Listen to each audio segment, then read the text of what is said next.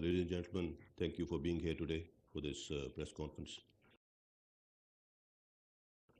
اس سے پہلے کہ میں پریسر کا باقاعدہ آغاز کروں، آج 27 اکتوبر ہے، کشمیر کی مناسبت سے ایک یوم سیاہ منایا جا رہا ہے۔ یہ وہ دن ہے جس دن 1947 میں بھارت نے کشمیر پہ غاصبانہ قبضہ کرنے کے لیے اپنی فوجیں وہاں پہ اتاری تھیں، اور اس دن سے آج تک کشمیر کے غیور اور بہادر عوام ان کا بے جگری سے مقابلہ کر رہے ہیں۔ پاکستانی قوم کل بھی ہمارے کشمیری بہن بھائیوں کے ساتھ کھڑی تھی، آج بھی کھڑی ہے، اور ہمیشہ ان کے ساتھ کھڑے رہیں گے انشاءاللہ۔ اور ہم چاہتے ہیں کہ کشمیر کے مسئلے کا حل یونائٹڈ نیشنز کی ریزولوشنز اور کشمیری عوام کی امنگوں کے مطابق کیا جائے۔ Coming over to the issue of the day، آج کی پریس کانفرنس کا مقصد سینئر اور ممتاز صحافی ارشد شریف صاحب کی کینیا میں وفات اور اس سے جڑے حالات و واقعات کے حوالے سے آپ کو کچھ آگاہی دینا۔ یہ پریس کانفرنس ایسے حالات کے تناظر میں کی جا رہی ہے جہاں حقائق کا صحیح ادراک انتہائی ضروری ہے، تاکہ فیکٹ، فکشن اور اوپینین میں ڈفرینشیٹ کیا جا سکے اور سچ سب کے سامنے لایا جا سکے۔ اس پریس کانفرنس کی اہمیت اور حساسیت کی وجہ سے وزیر اعظم پاکستان کو اس حوالے سے خصوصی طور پر پیشگی آگاہ کیا گیا ہے۔ اس کے ساتھ ساتھ ان عوامل کا احاطہ کرنا بہت ضروری ہے جن کے تحت نہ صرف ایک مخصوص بیانیہ بنایا گیا بلکہ اسی جھوٹے بیانیے کے ذریعے لوگوں کو گمراہ کیا گیا۔ اداروں اور ان کی لیڈرشپ، یہاں تک کہ چیف آف آرمی سٹاف پر بھی بے جا الزام تراشی کی گئی، اور اس کی وجہ سے معاشرے میں تقسیم اور غیر معمولی اضطراب کی صورتحال پیدا کرنے کی کوشش کی گئی۔ ارشد شریف صاحب کی وفات ایک انتہائی اندوناک واقعہ ہے، اور ہم سب کو اس کا شدید دکھ۔ اللہ تعالیٰ ارشد شریف صاحب کی مغفرت فرمائے۔ دکھ اور تکلیف کی اس گھڑی میں ہم سب ان کے لواحقین کے ساتھ برابر کے شریک ہیں۔ ارشد شریف صاحب پاکستان کی صحافت کا ایک آئیکن تھے، کیونکہ ایک فوجی کے بیٹے، ایک شہید کے بھائی اور ایک سرونگ آفیسر کے برادر نسبتی تھے، اس لیے فوج اور شہیدوں کے حوالے سے ان کے پروگراموں میں وہ درد اور احساس ہمیشہ جھلکتا تھا۔ سیاچن ہو، قبائلی علاقہ جات ہوں، فوجی مشقیں، operation area, line of control, Arshad Sharif صاحب کے پروگرام جرنلزم کی دنیا میں ایک رول ماڈل کے طور پہ یاد رکھے جائیں گے۔ وہ انتہائی محنتی صحافی تھے جنہوں نے اپنے شاندار کام سے صحافت میں مقام بنایا۔ چونکہ ان کی وجہ شہرت تحقیقاتی صحافت تھی، لہٰذا جب سائفر کا معاملہ سامنے لایا گیا تو ارشد شریف صاحب نے اس پر بھی متعدد پروگرامز کیے۔ اس حوالے سے انہوں نے اس وقت کے وزیر اعظم سے کئی ملاقاتیں بھی کی اور ان کے کئی انٹرویوز بھی کیے، جس کے نتیجے میں یہ بات بھی کی گئی کہ شاید انہیں مختلف میٹنگز کے منٹس اور سائفر بھی دکھایا گیا تھا۔ سائفر اور ارشد شریف صاحب کی وفات کے حوالے سے جڑے واقعات کے حقائق تک پہنچنا بہت ضروری ہے، تاکہ اس سلسلے میں کسی قسم کا ابہام اور قیاس آرائی پیدا نہ ہو اور قوم سچ جان سکے۔ جہاں تک سائفر کا معاملہ ہے،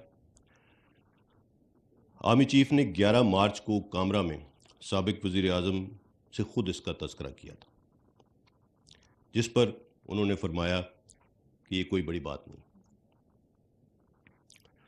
ہمارے لیے یہ حیران کن تھا جب 27 مارچ اسلام آباد کے جلسے میں کاغذ کا ایک ٹکڑا لہرایا گیا اور ڈرامائی انداز میں ایک ایسا بیانیہ دینے کی کوشش کی گئی جس کا حقیقت سے دور دور تک کوئی واسطہ نہیں تھا۔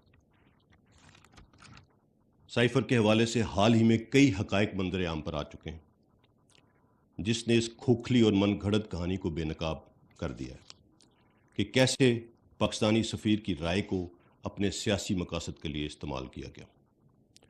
31 مارچ کی نیشنل سیکیورٹی کمیٹی کی میٹنگ بھی اس سلسلے کی ایک کڑی تھی۔ ISI نے بڑے واضح اور پروفیشنل انداز میں نیشنل سیکیورٹی کمیٹی کو بتا دیا تھا کہ حکومت کے خلاف کسی بھی قسم کی سازش کے کوئی شواہد نہیں ملے۔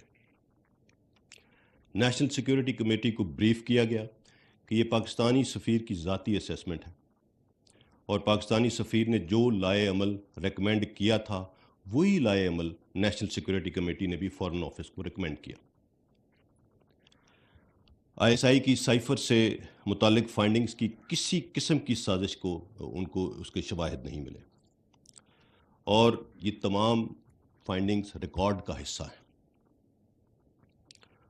ہم ان فائنڈنگز کو قوم کے سامنے رکھنا چاہتے تھے جو ISI کی فائنڈنگز تھیں، تاہم یہ فیصلہ ہم نے اس وقت کی حکومت پر چھوڑ دیا کہ وہ ISI کی فائنڈنگز کو پبلک کرتے، لیکن ایسا نہیں کیا گیا، بلکہ مزید افواہیں اور جھوٹی خبریں پھیلائی گئیں جس کا مقصد سیاسی فائدہ حاصل کرنا اور ایک مخصوص بیانیہ تشکیل دینا تھا کہ حکومت کے خلاف آئینی اور قانونی اور سیاسی معاملے کی بجائے عدم اعتماد کی تحریک رجیم چینج آپریشن کا حصہ تھی۔ پھر اسی حوالے سے امریکہ کے دنیا بھر میں رجیم چینج آپریشنز کے حوالے دیے گئے اور ان کو پاکستان میں حکومت کی تبدیلی سے جوڑ دیا گیا۔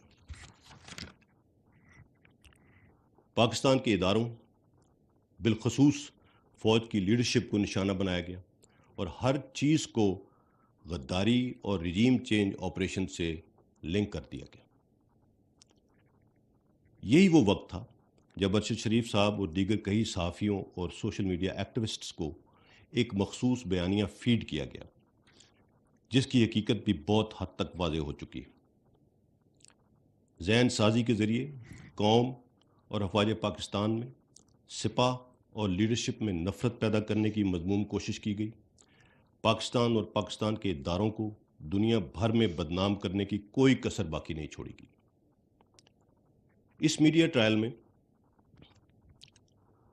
ARY چینل نے بالخصوص پاکستان آرمی اور لیڈرشپ کے حوالے سے ایک جھوٹے اور سازشی بیانیے کو فروغ دینے میں اسپن ڈاکٹر کا کردار ادا کیا اور ایجنڈا سیٹنگ کے ذریعے فوج کے خلاف ایک مخصوص بیانیے کو پروان چڑھایا۔ نیشنل سیکیورٹی کمیٹی کی میٹنگز اور اعلامیے کو غلط انداز میں پیش کیا گیا، حتیٰ کہ دوسری NSC میٹنگ میں اسد مجید صاحب کے حوالے سے من گھڑت خبر بھی چلائی گئی۔ پاکستان آرمی سے سیاسی مداخلت کی توقع کی گئی جو کہ آئین پاکستان کے خلاف ہے۔ لفظ اے پولیٹیکل نیوٹرل کو ایک گالی بنا دیا گیا۔ اس تمام جھوٹے بیانیے اور گمراہ کن پروپیگنڈے کے باوجود ادارے نے اور خاص طور پر آرمی چیف نے نہایت ریسٹرینٹ اور تحمل کا مظاہرہ کیا۔ ہم نے ہر ممکن کوشش کی کہ سیاستدان آپس میں بیٹھ کر خود قومی مسائل کو حل کریں، لیکن ایسا ممکن نہ ہو سکا۔ یہاں تک کہا گیا کہ سائفر کو چھپایا گیا۔ تو پھر سوال یہ ہے کہ فارن آفس جو سائفر پروسیس کر رہا تھا، کیا اس نے اسے چھپایا تھا؟ اور جو اس وقت سائفر کو ہینڈل کرنے کے ذمہ دار تھے ان کے خلاف پھر کیا ایکشن لیا گیا؟ اور اگر نہیں لیا گیا کوئی ایکشن ان کے خلاف تو کیوں نہیں لیا گیا؟ اور ان کے نام کیوں نہیں لیے جاتے؟ لفظوں کے ہیر پھیر، گمراہ کن اور جھوٹی خبریں پھیلا کر اداروں اور ان کی لیڈرشپ کو غدار ٹھہرا کر کٹہرے میں کھڑا کر دیا گیا۔ مرحوم ارشد شریف کے علاوہ دیگر صحافیوں اور سوشل میڈیا ایکٹیوسٹ نے بھی سائفر کے حوالے سے بنائے گئے بیانیوں پر بات کی اور بہت سخت باتیں بھی کی۔ ارشد شریف صاحب تو نومبر 2021 سے ARY چینل کے پلیٹ فارم سے اداروں پر تنقید کر رہے تھے، جس میں انہوں نے مختلف اداروں کے حوالے سے بہت سخت تنقیدی پروگرامز بھی کیے، لیکن اس کے باوجود ان کے حوالے سے ہمارے دل میں کسی قسم کے منفی جذبات نہ تھے نہ ہیں۔ کئی دیگر صحافی بھی اس پر بات کر رہے تھے، لیکن وہ پاکستان میں ہی رہے۔ آج بھی وہ بہت سخت سوالات اٹھا رہے ہیں جو ان کا آئینی حق ہے۔ تمام سائفر ڈرامے کے دوران جب بھی کسی صحافی یا چینل سے ہم نے بات کی تو ان سے یہی کہا کہ بنا ثبوت اور من گھڑت مفروضات پر غداری اور سازشوں کے الزامات ادارے کی لیڈرشپ پر نہ لگائے جائیں اور فوج کے اے پولیٹیکل سٹانس کو متنازع نہ بنایا جائے۔ آج دیکھنا یہ ہوگا کہ مرحوم ارشد شریف صاحب کے حوالے سے اب تک سامنے آنے والے حقائق کیا ہیں۔ 5 اگست 2022 کو خیبر پختونخوا گورنمنٹ کی جانب سے ARY اینکر ارشد شریف صاحب کے حوالے سے ایک تھریٹ الرٹ جاری کیا گیا۔ ہماری اطلاع کے مطابق یہ threat alert chief minister Khyber Pakhtunkhwa کی خاص ہدایت پر جاری کیا گیا، جس میں شبہ ظاہر کیا گیا کہ افغانستان میں مقیم TTP گروپ نے سپن بولدک میں ایک میٹنگ کی ہے جو ارشد شریف کو راولپنڈی اور ملکہ علاقوں میں ٹارگٹ کرنا چاہتے ہیں۔ اس حوالے سے وفاقی حکومت یا پھر سیکیورٹی اداروں سے مزید کسی قسم کی معلومات شیئر نہیں کی گئیں کہ کیسے اور کس نے KP گورنمنٹ کو یہ اطلاع مہیا کی کہ ارشد شریف صاحب کو ٹارگٹ کیا جائے گا۔ اس سے ظاہر یہ ہوتا ہے کہ یہ تھریٹ الرٹ مخصوص سوچ کے تحت جاری کیا گیا، جس کا مقصد شاید ارشد شریف صاحب کو ملک چھوڑنے پر آمادہ کرنا تھا، جبکہ اطلاعات بھی ہیں کہ ارشد شریف صاحب ملک چھوڑ کر نہیں جانا چاہتے تھے، لیکن بار بار ان کو یہ باور کرایا جاتا رہا کہ انہیں خطرہ لاحق ہے۔ 8 اگست 2022 کو شہباز گل کے ARY چینل پر فوج میں بغاوت پر اکسانے کی متنازع بیان کی تمام مکاتب فکر نے مذمت کی اور اسے ریڈ لائن کراس کرنے کے مترادف قرار دیا۔ 9 اگست کو انہیں گرفتار کیا گیا۔ اس متنازع اسپیشل ٹرانسمیشن کے حوالے سے جب ARY نیوز کے سینئر ایگزیکٹو وائس پریزیڈنٹ عماد یوسف سے تحقیقات کی گئیں تو معلوم ہوا کہ ARY کے chief executive officer mister Salman Iqbal نے شہباز گل کی گرفتاری کے فوراً بعد عماد یوسف کو ہدایات دیں کہ ارشد شریف کو جلد از جلد پاکستان سے باہر بھیج دیا جائے۔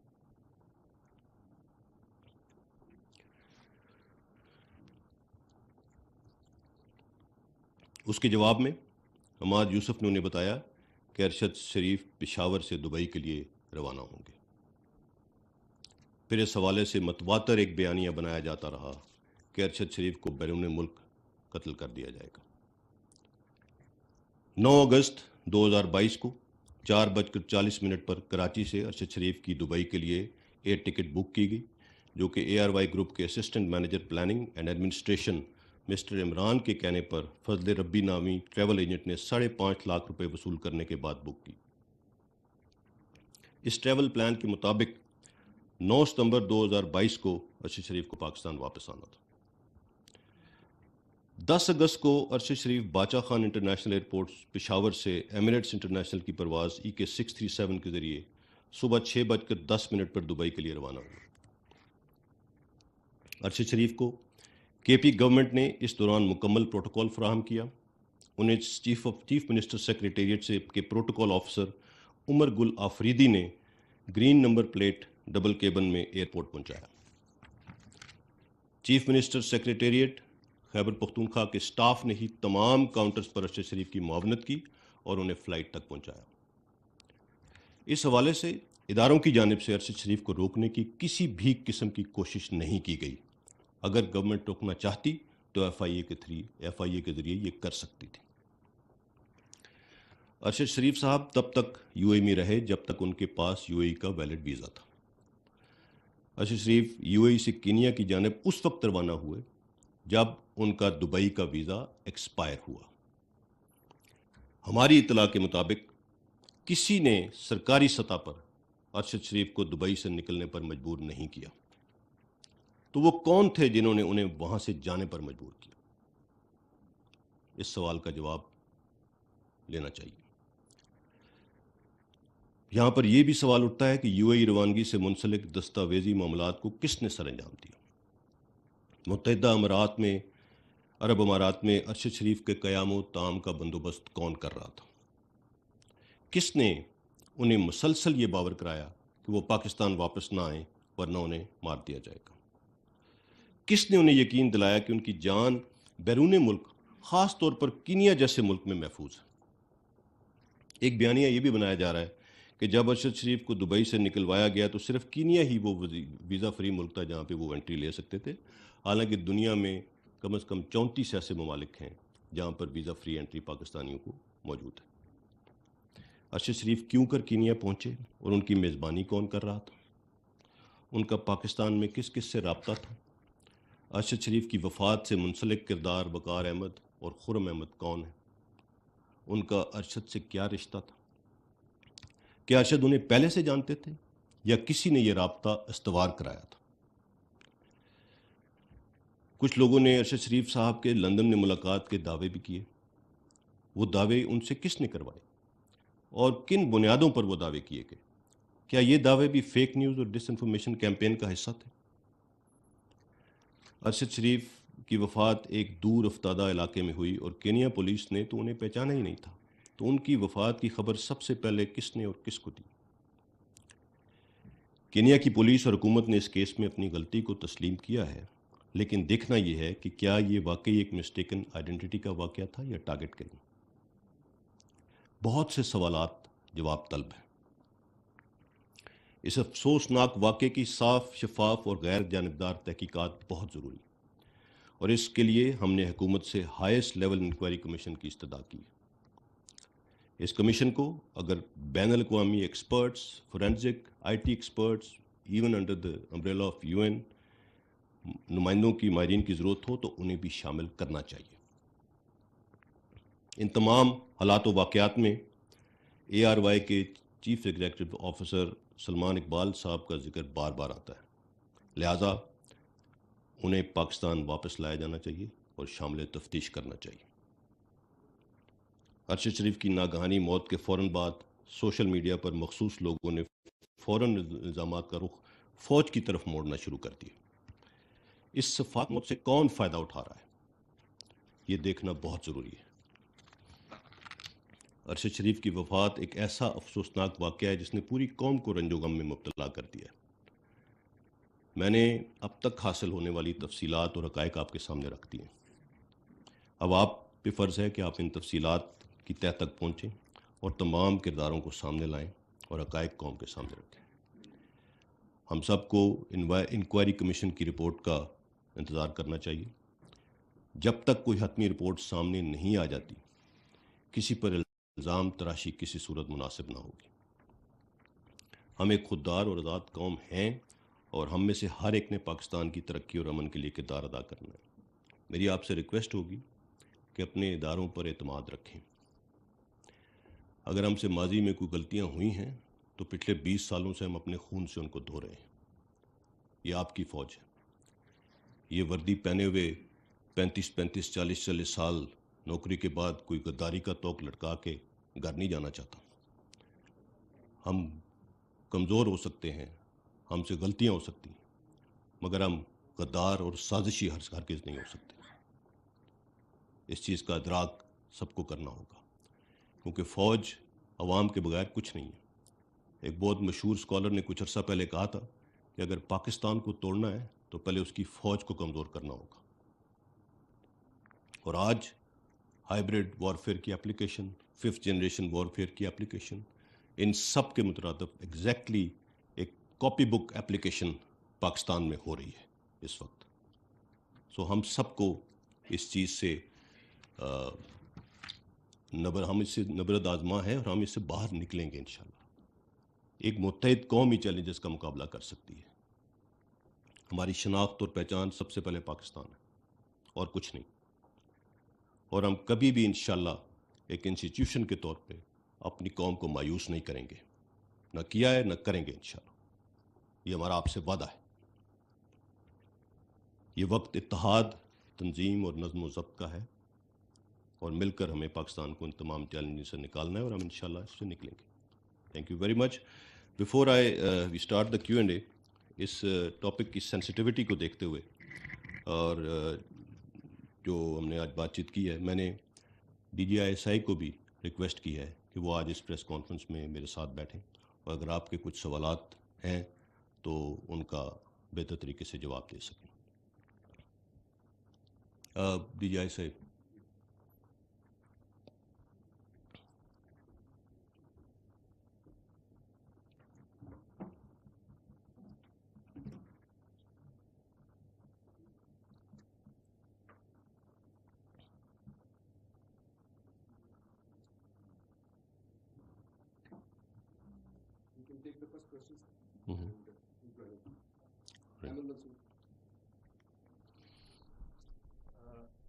Ahmad Mansoor, special correspondent 24 news. General صاحب، آپ نے اپنی جو ابتدائیہ ہے اس میں بھی بات کی نیوٹرل کی، وہ ساری جو تحریک انصاف کے چیئرمین ہیں عمران خان صاحب، وہ پہلے تو اشاروں کنایوں میں یہ بات کرتے رہے کہ جو نیوٹرل ہے وہ کسی کو حق نہیں ہے نیوٹرل ہونا، پھر وہ اس سے آگے بڑھے اور انہوں نے نام لے کر میر جعفر، میر صادق بھی کہنا شروع کیا اور حوالہ دے کے فوج اور فوج کی قیادت، ایون جنرل باجوہ کو سمجھیں وہ ٹارگٹ کرتے رہے۔ تو اس ساری جو سینیریو ہے،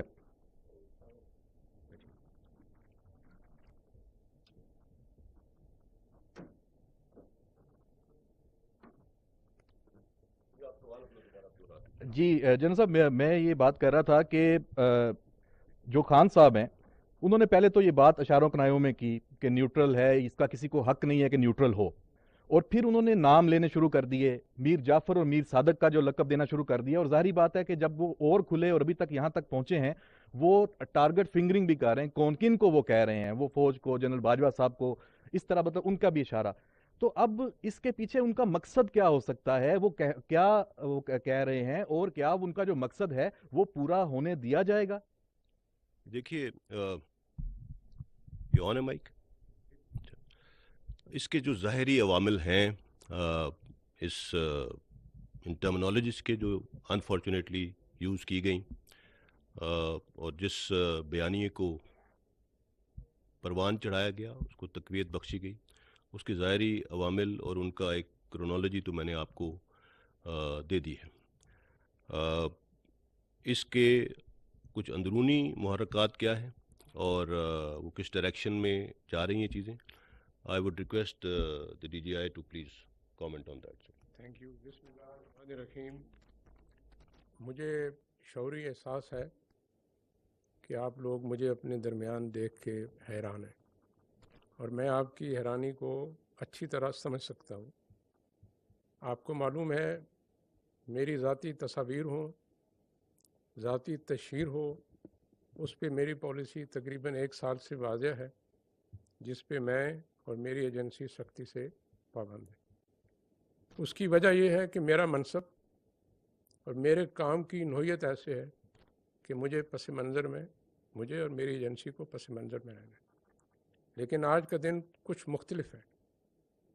آج میں اپنی ذات کے لیے نہیں آیا آپ کے پاس، بلکہ اپنے ادارے کے لیے آیا ہوں، جس کے جوان، جس کے آفیسرز صبح شام اس وطن کی حفاظت میں اپنی جانوں کے نذرانے پیش کر رہے ہیں، اور خصوصی طور پہ میں اپنی ایجنسی کے لیے آیا ہوں، جس کے آفیسرز اور ایجنٹس پوری دنیا میں، پاکستان کے اندر اس ملک کی پہلی دفاعی لائن بن کے 24 گھنٹے جاگ تک کام کرتے ہیں۔ جب ان کو جھوٹ کی بنیاد پر بلا جواز تنقید کا، تہذیب کا نشانہ بنایا جائے، تو بحیثیت اس ایجنسی کے، اس ادارے کے سربراہ کے، میں خاموش نہیں رہ سکتا ہوں۔ اور میں یہ بھی مانتا ہوں کہ جب جھوٹ اتنی آسانی، روانی اور فراوانی سے بولا جائے ایک سائڈ سے کہ ملک میں فتنہ اور فساد کا خطرہ ہو، تو سچ کی لمبی خاموشی بھی ٹھیک نہیں ہے اس ملک کے لیے۔ میں کوشش کروں گا بلا ضرورت سچ نہ بولوں۔ قوم نے میرے منصب میں مجھ پہ یہ بوجھ ڈالا ہے کہ میں ان رازوں کو جو میرے پاس ہیں، ان امانتوں کو اپنے سینے میں لے کے قبر میں چلا جاؤں، لیکن جہاں ضرورت سمجھی میں وہ راز آپ کے سامنے ضرور رکھوں گا، تاکہ میں اپنے ادارے کا، اپنے جوانوں کا، اپنے شہداء کا دفاع کر سکوں۔ آپ نے دیکھا لسبیلا میں ہمارے کور کمانڈر صاحب، اس کے ساتھ آفیسر، جوان شہید ہوئے، اس مٹی کی خاطر انہوں نے جان دی، لیکن ان کا بھی مذاق بنایا گیا۔ لہٰذا اس پس منظر میں جو آپ نے پہلا سوال پوچھا ہے کہ میر جعفر، میر صادق اور غدار کی کیا پس منظر ہے، دیکھیے اس میں 2 رائے نہیں ہے کہ آپ کسی کو میر جعفر کہیں، میر صادق کہیں، آپ کے پاس کوئی شواہد نہ ہو تو ظاہری بات ہے اس کی جتنی بھی مذمت کی جائے یہ کم ہے۔ میں آپ کو کہنا چاہتا ہوں کہ یہ بالکل 100% جھوٹ پہ بنایا گیا نظریہ ہے، لیکن آپ کو یہ پتہ ہونا چاہیے کہ یہ نظریہ بنایا کیوں گیا ہے۔ یہ میر جعفر کہنا، میر صادق کہنا، غدار کہنا، نیوٹرل کہنا، جانور کہنا اس لیے نہیں ہے کہ میرے ادارے نے، میری ایجنسی نے آرمی چیف نے غداری کی ہے، یہ اس لیے بھی نہیں ہے کہ انہوں نے کوئی غیر آئینی غیر قانونی کام کیا ہے، یہ اس لیے ہے کہ ان کے ادارے نے غیر آئینی غیر قانونی کام کرنے سے انکار کر دیا۔ آپ کو معلوم ہے پچھلے سال اسٹیبلشمنٹ نے یہ فیصلہ کیا کہ ہم نے اپنے آپ کو اپنے آئینی کردار پہ محدود رکھنا ہے۔ یہ فرد واحد کا فیصلہ نہیں تھا، صرف آرمی چیف کا فیصلہ نہیں تھا، اس پہ ادارے کے اندر اس کی قیادت میں بہت بحث ہوئی اور ہم اس نتیجے پہ پہنچے کہ ملک کا مفاد اسی میں ہے، ادارے کا مفاد اسی میں ہے کہ ہم اپنے آپ کو آئینی کردار پہ محدود کر لیں، سیاست سے باہر نکل جائیں۔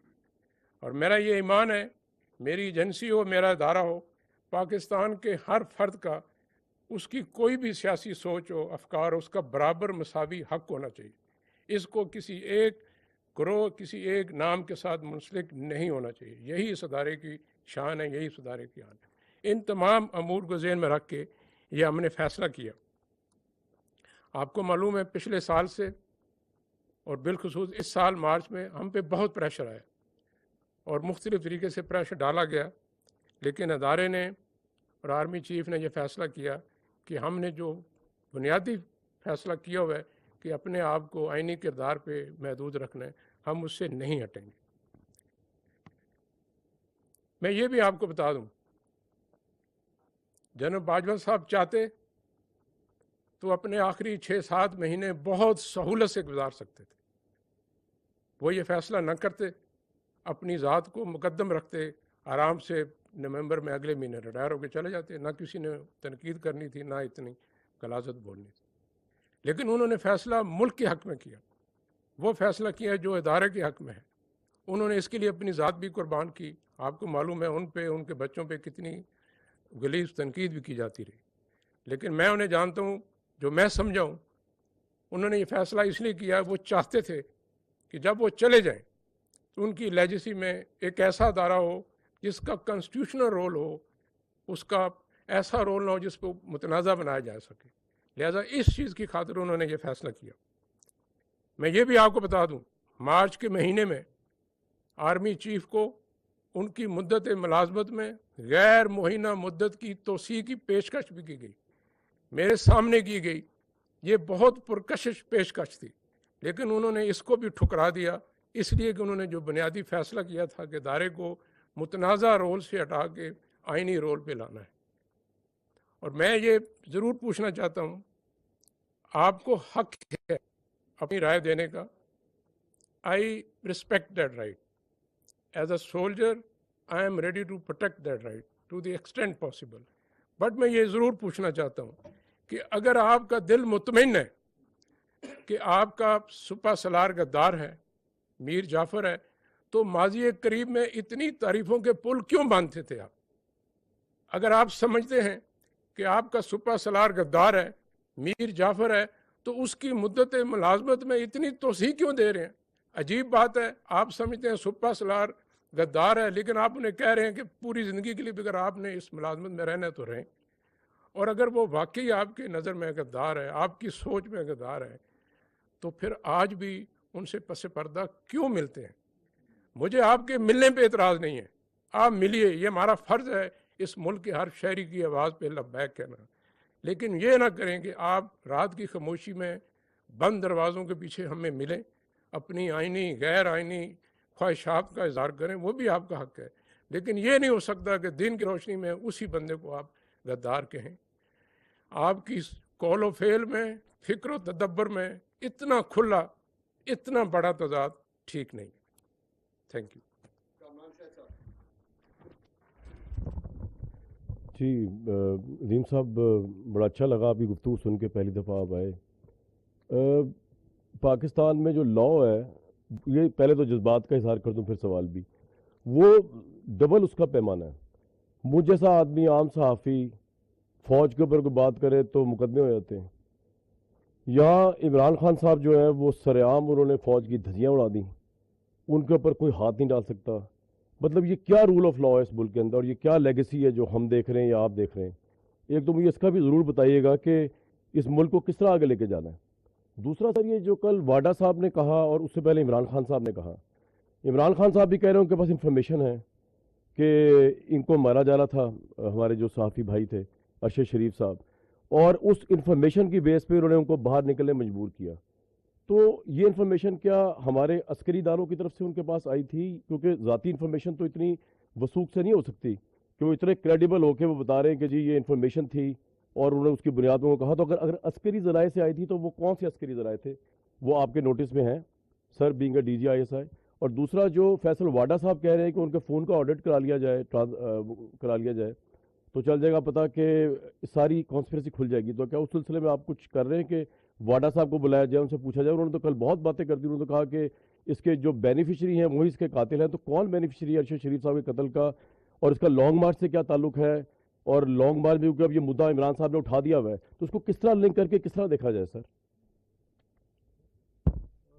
دیکھیے کامران صاحب، آپ نے جو بات کی ایز فار ایز ایک عام صحافی، آپ نے کہا کہ جی اس کو تو کیس ہو جاتا ہے. اور سر دیکھیے ہم بھی ایک گورنمنٹ کے نیچے ایک ادارہ ہے، اور ریکورس ٹو لا جو ہمارے پاس چیزیں موجود ہیں ہم اس کے مطابق کرتے ہیں. میں نے ایک دفعہ پہلے بھی اپنی پریس کانفرنس میں کہا تھا کہ اگر کوئی فوج کے خلاف بات کرتا ہے، فوج کے اوپر کوئی تہمت لگاتا ہے، تو جیسے آزادی اظہار رائے کا حق پاکستان کا آئین دیتا ہے، اسی طرح کردار کشی کی اجازت بھی پاکستان کا آئین نہیں دیتا، اور اداروں کے اوپر خاص طور پہ بات کرنے کی اجازت بھی پاکستان کا آئین نہیں دیتا. اور اس لاء کی امپلیمنٹیشن وہ گورنمنٹ آف دا ڈے نے کرنی ہوتی ہے. گورنمنٹ آف دا ڈے نے کرنی ہوتی ہے. اگر آپ کے اس ادارے کے اوپر کوئی انگلیاں اٹھا رہا ہے تو انہوں نے اس کے اوپر آگے ایکشن لینا ہے. اس مد میں جب بھی کوئی اس طرح کی چیز ہوئی ہے ہم نے ہمیشہ گورنمنٹ کے تھرو اس کو اپروچ کیا ہے، اور گورنمنٹ اس کے بارے میں جو بھی ایکشن لیتی ہے وہ ان کی ثوابدید ہے، ہماری ثوابدید نہیں ہے کسی کو گرفتار کرنا یا کسی کو کچھ کرنا. All we can do is request the government. دوسرا آپ نے کہا کہ اس کا لانگ مارچ سے کیا تعلق ہے. دیکھیے لانگ مارچ ایک جی بالکل انکوائری کمیشن انفارمیشن کہاں سے آئی جی ارشد شریف صاحب قتل کی؟ ادارے سے آئی ہے یا بین ادارے سے آئی ہے؟ یہی تو ہم کہہ رہے ہیں کہ ہمارے پاس ایسی کوئی اطلاع نہیں تھی. جب میں نے آپ کو دکھایا کہ کے پی گورنمنٹ نے ایک تھریٹ الرٹ جاری کیا، we had no such information. I am sure ادارے کی طرف سے کسی قسم کی کوئی انفارمیشن ایسی شیئر نہیں کی گئی، اور اس کو بعد میں ڈگ بھی کیا گیا کہ کیسے کہاں سے آئی. کسی نے یہ انفارمیشن ہمارے ساتھ شیئر نہیں کی. سو جو کل والی ایک پریس کانفرنس تھی، میں اس کے ساتھ ان کی اوپر تو کمنٹ نہیں کر سکتا، مگر میرے خیال میں جو انکوائری کمیشن بنا ہے وہ ان تمام لوگوں کو، ان تمام شواہد کو دیکھے گا. اس لیے میں نے کہا کہ یہ بہت ضروری ہے کہ اس کیس کا غیر جانبدار اور شفاف اس کی تحقیقات ہوں، اور اس پہ جس نوعیت کے انٹرنیشنل ایکسپرٹس یا فورینزک ایکسپرٹس جو بھی شامل ہے، ٹیکنالوجیکلی اس کو اگر کرنا ہے وہ کیا جائے. بغیر اس کے اگر یہ کیس اپنے منطقی انجام تک نہ پہنچا تو اس کا بہت نقصان ہوگا. سو دیٹ از وائی اگر انہوں نے کل کوئی بات کی ہے and if is very clear تو I am sure inquiry commission اس چیز کو دیکھے گا. آپ کچھ اس میں ایڈ کرنا چاہیں گے؟ دیکھیے شہید ارشد شریف صاحب بہت قابل صحافی تھے، محنتی صحافی تھے. میں ذاتی طور پہ ان کی بہت عزت کرتا ہوں. ان کی سیاسی آرا سے کچھ احباب کو اختلاف کی گنجائش غالباً ہے، لیکن ان کا ایک نام ہے، ایک مقام ہے، ایک ان کی لگن اپنے کام کے ساتھ، اس سے انکار نہیں ہے. لیکن جو میرے پاس معلومات ہیں اور تحقیق ہے اس کی بنیاد پہ میں آپ کو بتا سکتا ہوں کہ شہید ارشد شریف کی زندگی کو پاکستان میں کوئی خطرہ نہیں تھا. دوسرا دیکھیے وہ ہمیشہ سے ان کے خاندان میں غازی بھی ہیں، شہید بھی ہیں. سو ان کا جب وہ یہاں پر بھی تھے اسٹیبلشمنٹ سے، میرے اپنے ادارے کے لوگوں سے رابطہ تھا. جب وہ باہر گئے وہاں سے بھی ان کا رابطہ تھا. بلکہ اس مہینے میں انہوں نے بی جی سی جو میرے ساتھ ہیں، جنرل صاحب کام کرتے ہیں، ان کے ساتھ رابطہ رکھا، اور وہ واپسی کا بھی اپنی آنے کا خواہش کا اظہار کر رہے تھے. آپ کو معلوم ہے کینیا میں اس کی انکوائری ہو رہی ہے. میں اپنے کینین منصب سے رابطے میں ہوں، ان سے رابطہ کیا ہے. ان کی جو ابتدائی تحقیقات ہیں اس کے مطابق یہ شناخت کی غلطی کے باعث حادثہ پیش آیا. اس پہ حکومت پاکستان اور ہم مکمل شاید مطمئن نہیں ہیں. اسی لیے حکومت نے ایک ٹیم بنائی ہے जो तहकीकात करने कीनिया जाएगी। हुकूमत ने जुडिशल कमीशन भी बनाया है और मैंने दानिस्ता तौर पर ISI के जो मेंबरान थे इन दोनों फोरम से निकाल लिए ताकि कौम के सामने गैर जानबदार 100% शफाफ तहकीकात हो, और जो भी इसका नतीजा आएगा इंशाअल्लाह DGISPR आपको इससे आगाह रखेगा। जन साहब, मुमताज़ भट्टी मैं दिन से को रिप्रेजेंट करता हूँ। जन साहब, ये जितने लोग आज मीडिया के रिलेटेड हमारे साथी जो तनकीद कर रहे हैं अफवाज पाकिस्तान के ऊपर और मुख्तलिफ़ किस्म का प्रोपेगेंडा जो किया जा रहा है, मैं अरशद साहब की बात नहीं कर रहा, बाकी लोगों की बात कर रहा हूँ जो इस दुनिया में हैं। इन सब का ताल्लुक़ माजी में आपके जो इंटेलिजेंस का इदारा है उसके चीफ़ के साथ और उनके करीबी अफसरों के साथ रहा है। तो आपने इस एंगल के ऊपर अब तक क्या तहकीक की है कि आइंदा तैनाती को मनूवर करने के लिए ये प्रोपेगेंडा अफवाज पाकिस्तान के ख़िलाफ़ तो नहीं किया जा रहा? देखिए, एज लॉन्ग एज ताल्लुकात या मिलना या इस तरह की चीज़ है, उसको इंफॉर्मेशन की शेयरिंग है, उसको कोई गलत रंग मेरे ख्याल में नहीं देना चाहिए। जहाँ तक तनकीद की बात है, तनकीद हर एक का हक है और हमें तनकीद पे एज एन इंस्टीट्यूशन कभी कोई प्रॉब्लम नहीं हुआ। हमारा मसला सिर्फ किसी को तब होता है जब तनकीद से बढ़कर एक चीज़ इल्ज़ाम तराशी और मन घड़त प्रोपेगेंडे की डोमेन में चली जाती है। So that is something that we need to avoid at all cost, and specially जब हम अपने इदारों के बारे में बात कर रहे हैं, बिकॉज़ हमारे पास ऐसा कोई फोरम नहीं है कि हम हर रोज़ आके हर एक के किसी की भी बात का जवाब दे सकें। ना ही हमें सूट करता है, ना ही हमें करना चाहिए। इसीलिए इदारों का दफ़ा हुकूमत वक्त करती है, लेकिन तनकीद का कोई इशू नहीं है। जहाँ तक आपने बात की कि कोई अपॉइंटमेंट के लिए कोई मनूवर किया जा रहा है, कुछ ऐसा किया जा रहा है, इसमें किसी को शक नहीं होना चाहिए कि अपॉइंटमेंट अपने टाइम पे होगी इंशाल्लाह, और आईनी तरीक़ाकार के मुताबिक होगी। There should be no doubt in that. देखिए, मैं इससे पहले कह चुका हूँ आपके सवाल पूछने से पहले कि पाकिस्तान के हर शहरी का भी आईनी हक है कि वो आज़ादी से अपनी राय का इजहार करे, भले वो राय मेरी तनकीद ही क्यों न हो। और मैं दोहरा देता हूँ आपके लिए कि it is my duty to respect that right. As a soldier and spy I am ready to protect that right. आप हमारा मुहासबा कीजिए, सुबह शाम कीजिए, लेकिन पैमाना ये रखिए कि मैंने मुल्क के लिए और कौम के लिए क्या किया है। ये ना रखिए कि मैंने आपके लिए, आपकी ज़ाती सियासी मफादात के लिए कुछ किया ही नहीं। वो पैमाना ठीक नहीं है। अगर मैं मुल्क के लिए काम ठीक नहीं कर रहा हूँ, कौम की उम्मीदों में पूरा उतर नहीं रहा हूँ, आप बराए मेहरबानी मेरे पे तनकीद करें। मैं बहुत खुश उसलूबी से अपने काम में बेहतरी लाऊँ। Thank you. मैं इसमें बड़ा मशहूर एक मकूला है कि everybody has a right to his और her own opinion but not to their own facts. Opinion का राइट है, बट फैक्ट्स मैन्युफैक्चर मत करें। और अनफॉर्चुनेटली जब प्रोपेगेंडा, फिफ्थ जनरेशन वॉरफेयर, ये जब जो इसकी असास है वो यही है कि फैक्ट्स को तोड़ मरोड़ के पेश किया जाता है और उनकी बुनियाद पर अफवाहें और प्रोपेगेंडा किया जाता है। ठीक है जी, लाइकुर रहमान, ARY TV से। डीजी साहब, आपसे सवाल है कि जिस सिनारियो को आपने बयान किया उसमें बहुत से इंटरनेशनल चैलेंजेस भी एक सामने आते हैं, तो थोड़ी सी रोशनी डालेंगे वो कौन से इंटरनेशनल चैलेंजेस हैं और उनको निपटने के लिए हिकमत अमली क्या है? और DGI ने अभी एक स्टेटमेंट दी, उसमें एक छोटा सा जिक्र किया कि मार्च में चीफ को एक्सटेंशन, अनलिमिटेड एक्सटेंशन की बात की गई। नाम बताना पसंद करेंगे किसने की थी? Thank you. इन्फॉर्मेशन उन्होंने शेयर किया है, मेरे ख्याल में वो उतनी ही शेयर कर सकते हैं। इससे मज़ीद अगर शेयर कर सकते होते तो आपको ज़रूर बता देते।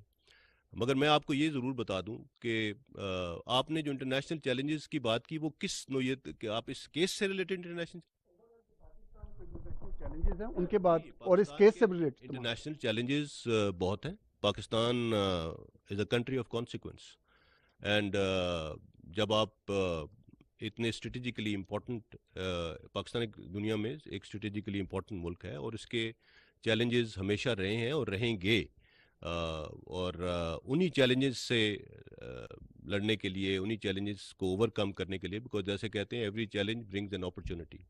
So there are also many opportunities available to us internationally. So ان کو اوور کم کرنے کے لیے تمام ادارے اپنا اپنا کام کر رہے ہیں اور انشاءاللہ we'll overcome those challenges. There is nothing to worry about that. اور اس کے بارے میں ہر ایک کی اپنی رائے ہو سکتی ہے، بالکل اس کے مطابق آگے چلا جا سکتا ہے، but there is a way to do everything, اور اسی کے مطابق کریں. یہاں میں یہ ضرور بتا دوں، جیسے آپ نے کہا کہ جی مارچ میں ڈی آئی نے جس طرح بات کی، آپ 2021 مارچ میں چلے جائیں. 2021 مارچ کے بعد اس وقت ایک سینٹ کا الیکشن ہوا تھا جس کے آپ جانتے ہیں کیا ہوا. اس کے بعد اگر کسی الیکشن میں آپ ضمنی انتخابات لے لیں، کنٹونمنٹ بورڈ الیکشنز لے لیجئے، لوکل باڈیز الیکشنز لے لیجئے، اس سال ہونے والے انتخابات لے چکے، کہیں پہ اگر فوج کی کوئی یا آئی ایس آئی کی انٹرفیرنس کسی کو ایویڈنس ملا ہو تو بتائیں. ہم نے بارہا اس بارے میں بات کی کہ اگر کوئی ایویڈنس ہے، بار بار کہا جاتا ہے کہ دھاندلی کی گئی، یہ کیا گیا، وہ کیا گیا، کہیں پہ ادارے نے اگر مداخلت کی ہو کسی پولیٹیکل ایونٹ کے اندر، تو اس کا کوئی اگر ایویڈنس ہے پلیز لے کے آئیے. آئی ایم شیور دیر از نن.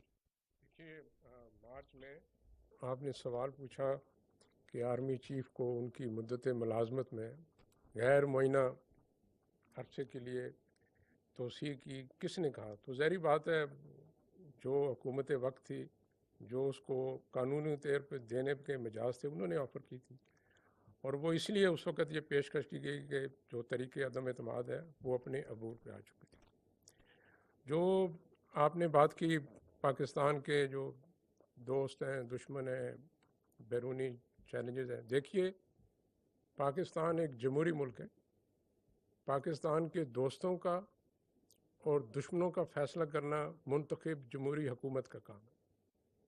ادارہ فوج آئی ایس آئی کا کام ہے خفیہ معلومات کی بنیاد پر اپنا تجزیہ اور تبصرہ حکومت کے آگے رکھے، فیصلہ ان کا ہے.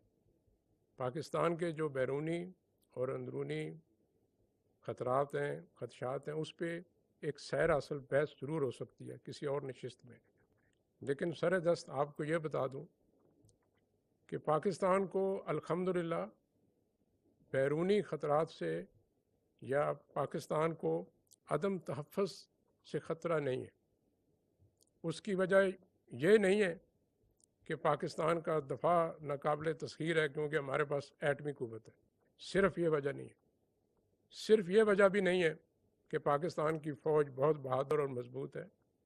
پاکستان کا دفاع اس لیے مضبوط ہے کہ اس دفاع کی ذمہ داری 22 کروڑ عوام نے خود لی ہوئی ہے، جو اس ملک پہ اپنی جان قربان کرنے کو ہر وقت تیار رہتے ہیں.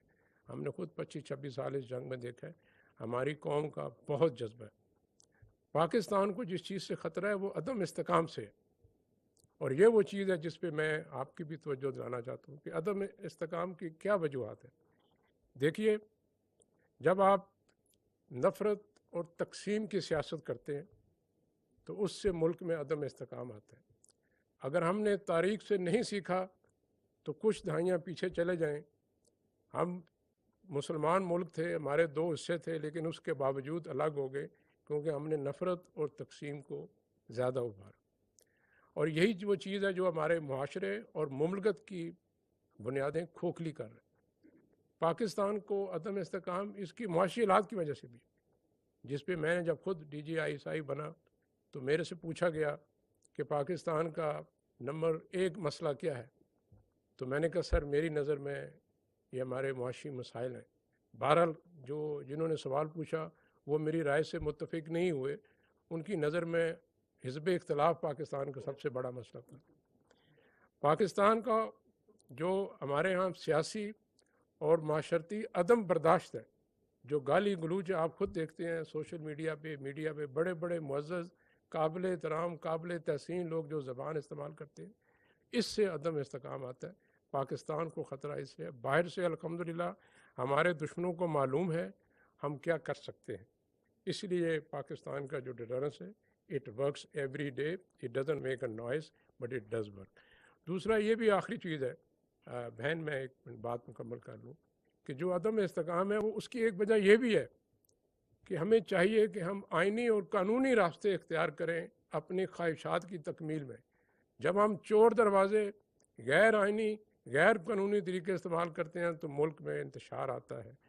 और ISI ने, इदारे ने ये फैसला कर लिया है, ये सिर्फ वो काम करेगा जो कौमी उमंगों का मज़र है और उस अंदाज में करेगा जो आइन में लिखा है, इससे बाहर नहीं जाए। Thank you. सर दो छोटे छोटे सवाल हैं। एक तो सर ये कि ये किस हद तक ख़तरनाक है कि जो इमरान खान साहब हैं वो मजहबी रंग दे रहे हैं और वो ये कह रहे हैं कि अगर आप न्यूट्रल रहे तो इस्लाम इसकी इजाज़त नहीं देता। वो अमर बिल मारूफ और नही अनिल मुनकर का अक्सर हवाला देते हैं। दूसरा जो है वो ISI साहब से सवाल है कि गुज़श्ता दिनों आपने रात की तारीकी की मुलाकातों की बात की, गुज़श्ता दिनों भी एक मुलाकात का हवाला दिया गया कि जिसका एहतमाम सदर ममलकत ने करवाया था, तो उस मुलाकात का अंजाम क्या हुआ?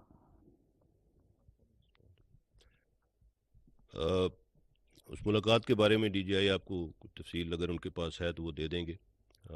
एज़ फार एज़ न्यूट्रल की आपने बात की, मैं एक तो न्यूट्रल का लफ्ज़ हमने ख़ुद कभी इस्तेमाल नहीं किया। हमने हमेशा कहा कि हम एपॉलिटिकल हैं, जो कि हमारा आइनी किरदार है, गैर सियासी।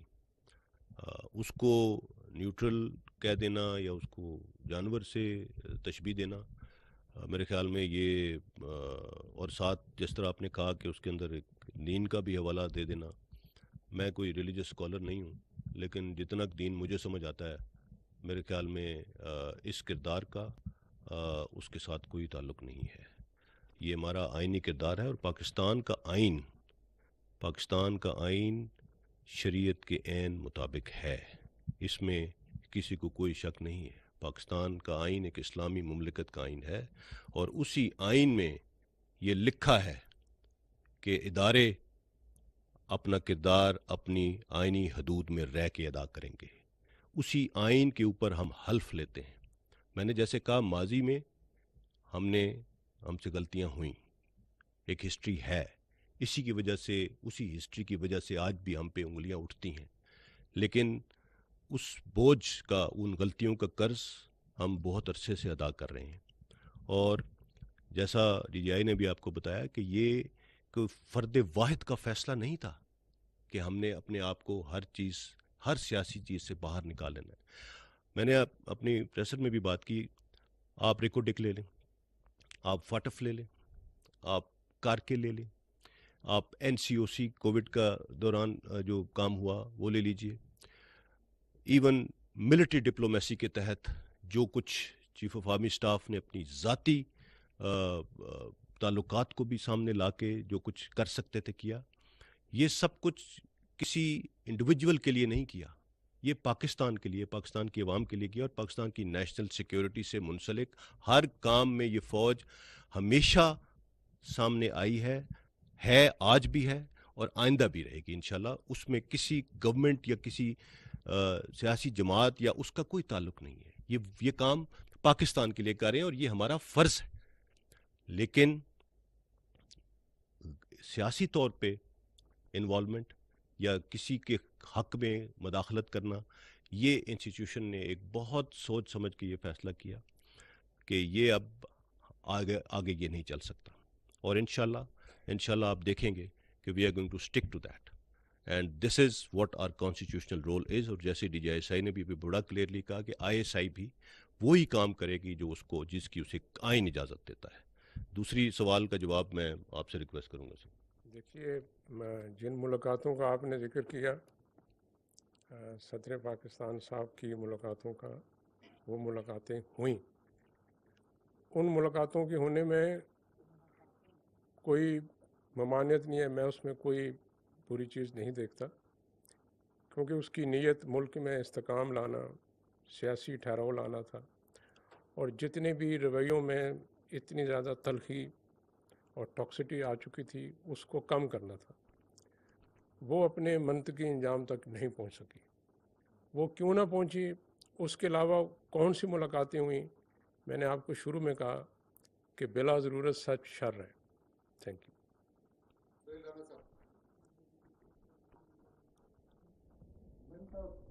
फर्स्ट ऑफ ऑल DGISPR, पहले तो congratulate you as 3 star general, number 1। दूसरा सर, आपने फरमाया है कि 3 स्टार जनरल का आपने नहीं फरमाया, ARY चैनल का आपने जिक्र किया। تو یہاں پہ اگر فوج میں بھی 3 اسٹار جنرل کوئی غلط کام کرتا ہے تو اس کا بھی FGC field general court martial ہو جاتا ہے. تو یہ جو فارم ہاؤس ہے کینیا میں وہ بھی انہی صاحب کا ہے. تو کیا DG صاحب نے DGI صاحب نے بتایا کہ میں نے اپنے 2 افسران کو وڈرا کیا کہ انڈیپینڈنٹ انکوائری ہو یا جوڈیشل کمیشن جو بھی فیصلہ کرے, تو کیا اس شخص کو بھی لایا جائے گا کٹہرے میں جس نے یہ مرڈر کروایا؟ دیکھیے اس بارے میں ابھی کوئی بھی رائے قائم کرنا قبل از وقت ہوگا. میں نے پہلے بھی بات کی, ہمیں انکوائری کمیشن کی تحقیقات کی آؤٹ کم کا انتظار کرنا چاہیے. میرا یا آپ کا یہ حق نہیں بنتا کہ ہم یہ کہیں کہ کس نے یہ کروایا اور کیا ہوا. تحقیقات ہوں گی. میں نے آپ کے سامنے جو بھی چیز رکھی ہے وہ اس میں کوئی رائے نہیں ہے, وہ فیکٹس بیسڈ ہے. جو ابھی تک فیکٹس ہمارے پاس آئے تھے وہ ہم نے آپ کے ساتھ شیئر کر لیے. وہ اس لیے ضروری سمجھا کہ انگلیاں اٹھ رہی تھی اور مفروضات کو شکل دی جا رہی تھی اور عجیب و غریب قسم کی باتیں شروع ہو گئی تھیں, جس سے یہ خدشہ تھا کہ انکوائری کو بھی اس کے اوپر بھی اثر انداز ہو سکتی ہے. سو یہ چند حقائق ہم نے جو ابھی تک ہمارے پاس تھے وہ سامنے لائے ہیں. کسی کے اوپر نہ کوئی الزام لگایا ہے نہ کچھ اور. ہاں ہم نے یہ ضرور کہا ہے کہ جو لوگ اس سے منسلک ہیں یا جن کا نام مختلف وجوہات کی بنیاد پر ان شواہد میں آ رہا ہے ان کو شامل تفتیش کرنا چاہیے, اور اس میں کسی قسم کی کوئی رکاوٹ نہیں ہونی چاہیے. اور اس میں اگر انٹرنیشنل ایکسپرٹس چاہیے جو بھی چاہیے, اسی لیے جیسے DGI نے کہا کہ ہم نے, کیونکہ انگلیاں ہم پہ اٹھنی شروع ہو گئیں ادارے پہ, کیونکہ it was totally unnecessary. So اسی لیے اس کو شفاف رکھنے کے لیے اور اس کو غیر جانبدار رکھنے کے لیے ہم نے یہ فیصلہ کیا کہ کوئی بھی شخص ادارے سے اس انکوائری کمیشن کا حصہ نہیں ہوگا, تاکہ کوئی اس کے اوپر ادارے کے اوپر یہ شک نہ کر سکے کہ ہم نے کسی چیز کو کچھ کرنے کی کوشش کی ہے. تو انشاءاللہ جب یہ رپورٹ آئے گی تو اس کے بعد چیزیں کلیئر ہو جائیں گی. تو let's not jump to conclusions and let's not point fingers on anyone for that matter, any one.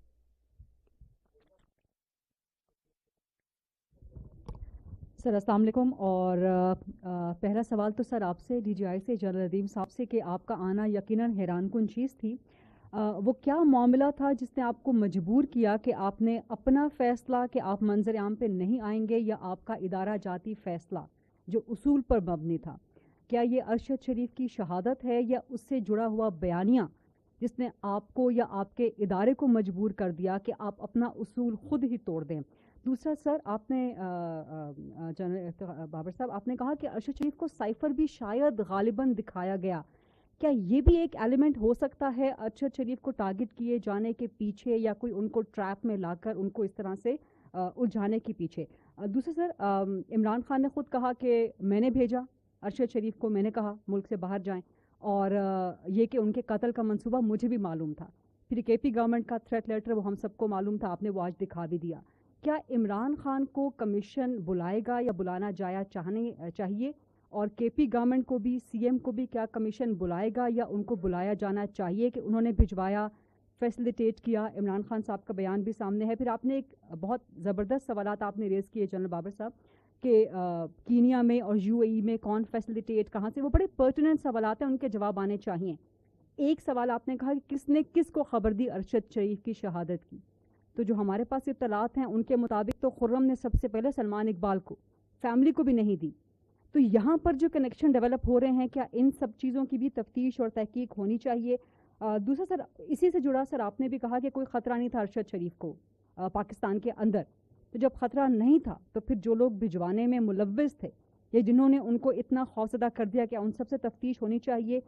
دوسرا سر, آپ نے کہا کہ لاسٹ سوال ہے, آپ نے کہا کہ ادارے نے فیصلہ کر لیا ہے کہ اے پولیٹیکل رہنا ہے. یہ فیصلہ ادارے کا مستقل ہے یا افراد سے منسلک ہے؟ ادارہ جاتی فیصلہ ہے یا یہ افراد کا فیصلہ ہے, یا اس کے بعد جب تبدیلیاں آئیں گی ادارے میں تو ہم وہاں پر بھی کچھ تبدیلی دیکھیں گے؟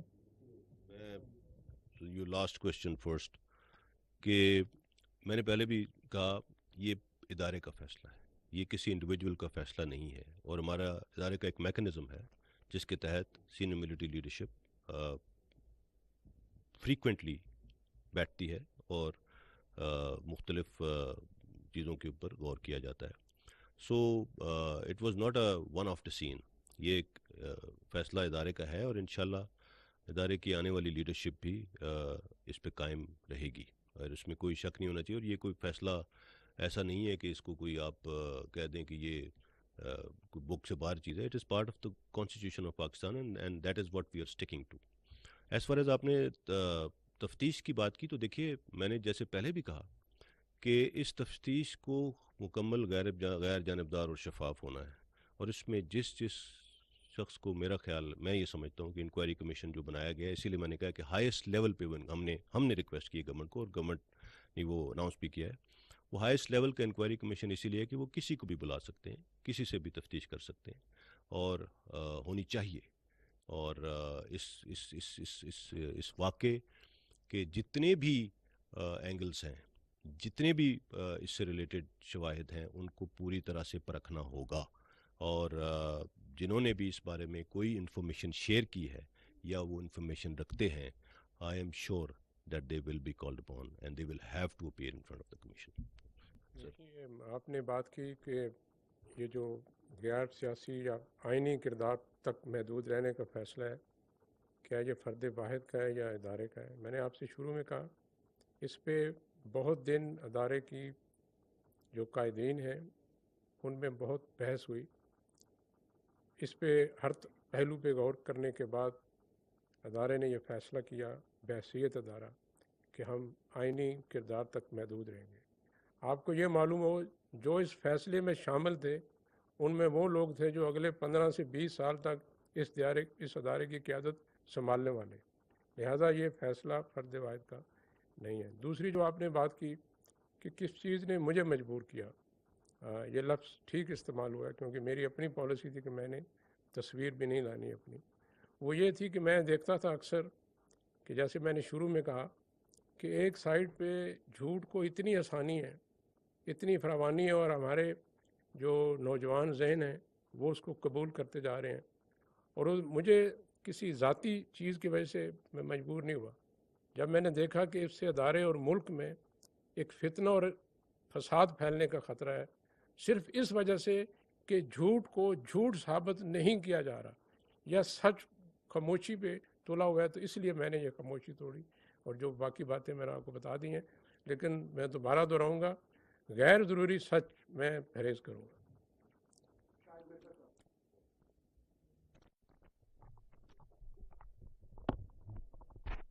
السلام علیکم جی. ڈی صاحب, ایک تو آپ کو مبارکباد دینا چاہوں گا اور دوسرا آپ کی اچھی اردو سن کے اچھا لگا سر, ڈی جی آئی سر. اچھا دوسرا sir, I have two brief question جی. One is related to your agency جی. جو ارشد شریف صاحب کی فیملی ہے ان کا اور ان کے قریبی دوستوں کا یہ کہنا ہے کہ جو کرنٹ سسٹم میں لوگ بیٹھے ہوئے ہیں, آپ کے جو سبارڈینیٹس ہیں, وہ ان کو کانسٹنٹلی تھریٹ کر رہے تھے اور ماحول ان کے لیے ایسا بنا دیا گیا کہ ان کو ملک چھوڑ کے جانا پڑا. ایک تو اس بات کا جواب دے دیجئے. دوسرا جو فیصل وافدہ صاحب نے کنکلوڈ کیا ہے اس کا کریکس یہ ہے کہ یہ اندر کی ان فائٹنگ ہے جس کی وجہ سے ارشد شریف صاحب کولیٹرل ڈیمیج کی صورت میں سامنے آئے ہیں. تو جس طرف انہوں نے پوائنٹ آؤٹ کیے ہیں فنگرز فیصل وافدہ صاحب نے, کیا ان کے اگینسٹ بھی وہ پریویس سسٹم میں بیٹھے ہوئے لوگ یا جو اتھارٹی تھے ان کی بات کر رہے ہیں, تو ان کے اگینسٹ بھی کوئی پروب انویسٹیگیشن یا کوئی کاروائی متوقع ہے؟ Thank you.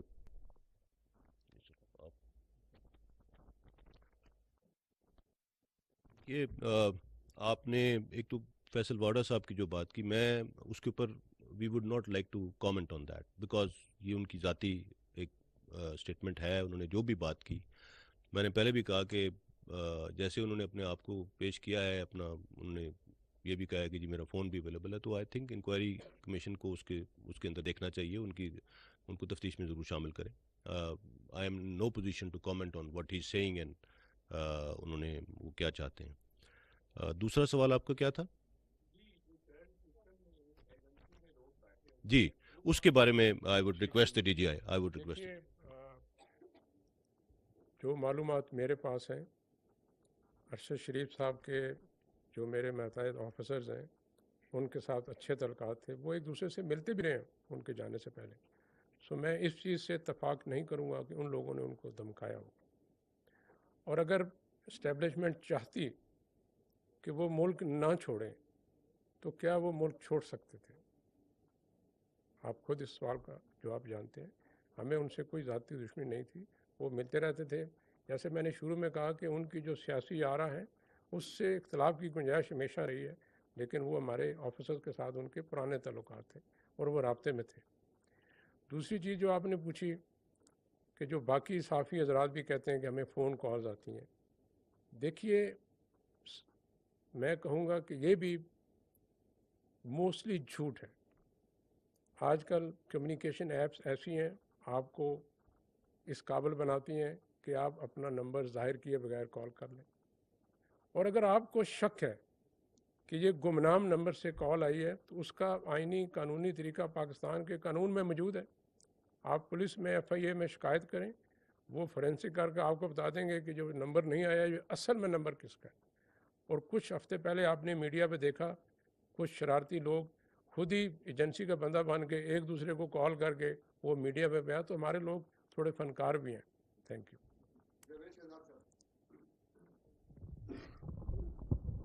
जैसा मैं जावेद शहजाद हूँ और साफ न्यूज़ इस्लामाबाद से। थोड़ी देर के लिए आपको पाकिस्तान मिलिट्री एकेडमी काकूल लेके जाऊँगा, जहाँ पे जनरल कमर जावेद बाजवा ने 2 टोक अल्फाज में कहा था कि कौमी तरक्की, अवामी खुशहाली और जमहूरी अमल को अदम इस्तेहकाम का शिकार होने के लिए किसी जत्थे को हम इस्लामाबाद में दाखिल नहीं होने देंगे और कानून नहीं तोड़ने देंगे। आर्मी चीफ की जो स्टेटमेंट है वो स्टेटमेंट की हद तक महदूद है, या इस हवाले से लॉन्ग मार्च भी आ रहा है और वफाकी हुकूमत से कोई रुजू किया जा रहा है कि नहीं। दूसरा सर, DGI से मेरा सवाल है, मेरा और इनका दफ्तर करीब करीब ही आपारा में ही। तो सर मैं ये जानना चाहूँगा कि अभी जितनी हमने बात की है इमरान खान के हवाले से, तो इमरान खान को लाने में भी तो आपके इदारे का किरदार था। क्या आप समझते हैं कि वो गलती थी? इस हवाले से MI की और ISI की जो स्टडी रिपोर्ट्स हुई थी खान साहब के हवाले से, उस पर भी ज़रा डिस्कस कीजिएगा सर। Thank you. अच्छा, आपके पहले सवाल का जवाब मैं दे दूं कि चीफ ऑफ आर्मी स्टाफ ने अपनी तकरीर में ये नहीं कहा था कि किसी जत्थे को इस्लामाबाद में दाखिल नहीं होने देंगे। उन्होंने ये कहा था कि ये जो कोई जत्था या ग्रुप या जिस तरह से उनको आप मतलब पाकिस्तान को डिस्टेबलाइज करने की इजाज़त नहीं देंगे। एज़ फार एज़ इस्लामाबाद आना, एक लॉन्ग मार्च करना या उसमें लोगों का शामिल होना, ये एक सबका जमहूरी हक है और मेरा नहीं ख्याल कि उससे कोई किसी किस्म का कोई पाकिस्तान को कोई ख़तरा है। और जहाँ तक अगर उसके अंदर जैसे आइनी तौर पे कानून के मुताबिक लोग इकट्ठे होते हैं, कहीं जाते हैं, कहीं बैठते हैं, that should not worry anyone. सो फौज अपनी आइन की हदूद के अंदर रहते हुए, मैंने पहले भी कहा कि अगर हुकूमत को किसी वक्त ज़रूरत पड़ी तो अपनी आइनी हदूद में रहते हुए जो काम हो सकता है वो करेंगे। सो तकरीर का मतलब ये नहीं था, तकरीर का मतलब असल में मतन उसका ये था कि पाकिस्तान को डिस्टेबलाइज इंशाल्लाह नहीं होने देंगे। जी हाँ, अदम इस्तेकाम नहीं आने देंगे इंशाल्लाह पाकिस्तान में। और इंशाल्लाह अगर पाकिस्तान को जी तो आर यू श्योर कि उससे अदम इस्तेकाम आ जाएगा? इंटेलिजेंस क्या कहती है सर कि लाशें गिरने की कोई प्लानिंग है या वैसे ही लग रहा है कि लाशें गिर सकती हैं? मैं आपको सिर्फ इतना बता दूं कि इंशाल्लाह पाकिस्तान को डिस्टेबलाइज होने किसी को नहीं करने देंगे। That should be very clear to everyone. ठीक है जी सर। देखिए, आपको मालूम है पाकिस्तान का आइन अपने शहरियों को बुनियादी हकूक़ की गारंटी देता है और उन हकूक़ में एक हक एहतजाज करने का भी है। लिहाजा हमें किसी के लॉन्ग मार्च से, धरने से, एहतजाज से कोई इख्तलाफ नहीं करना चाहिए। और आपको मालूम है गवर्नमेंट के पास सुप्रीम कोर्ट ने इख्तियार दिया है कि वो सलामती की सूरत हाल, लॉ एंड ऑर्डर की सूरत हाल को काबू करने के लिए जो भी उनके पास वसाइल हैं वो बरूए कार लाएंगे। जो आर्मी चीफ साहब ने कहा वो बात बिल्कुल ठीक है कि वो किसी को ये इजाज़त नहीं देंगे कि पाकिस्तान में सियासी या इक्तसादी अदम इस्तेकाम लाए।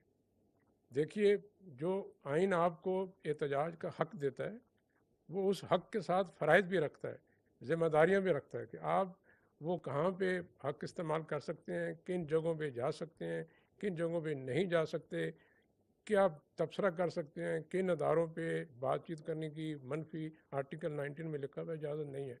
उसकी सुप्रीम कोर्ट में केस चल रहा है और मुझे पूरा यकीन है कि सुप्रीम कोर्ट ऑफ पाकिस्तान उस पर एक वाज़िया हदायत भी जारी करेंगी। लेकिन इसके बावजूद ये ख़दशा बाहर रहता है, जब इतने लोग इकट्ठे हों تو جو دہشت گرد تنظیمیں ہیں اور جو پاکستان کے دشمن عناصر ہیں وہ اس کا فائدہ اٹھانا چاہیں گے. اس کے لیے یہ ہمارا فرض ہے کہ ان کو سیکیورٹی پرووائڈ کرنا، اور خدا نخواستہ اگر ضرورت پڑی کہ پاکستان آرمی کو آرٹیکل 245 کے تحت حکومت بلاتی ہے، حکومت کا حق ہے، تو فوج کو اگر ضرورت پڑی حالات کو قابو کرنے میں تو وہ ضرور حکومت کی مدد کرے گی. عمران خان کو لانے میں آپ کے ادارے کا کوئی رول تھا، اس پہ ذرا تبصرہ کر دیجیے گا. اس پہ سیر حاصل بحث پھر کبھی ہو سکتی ہے.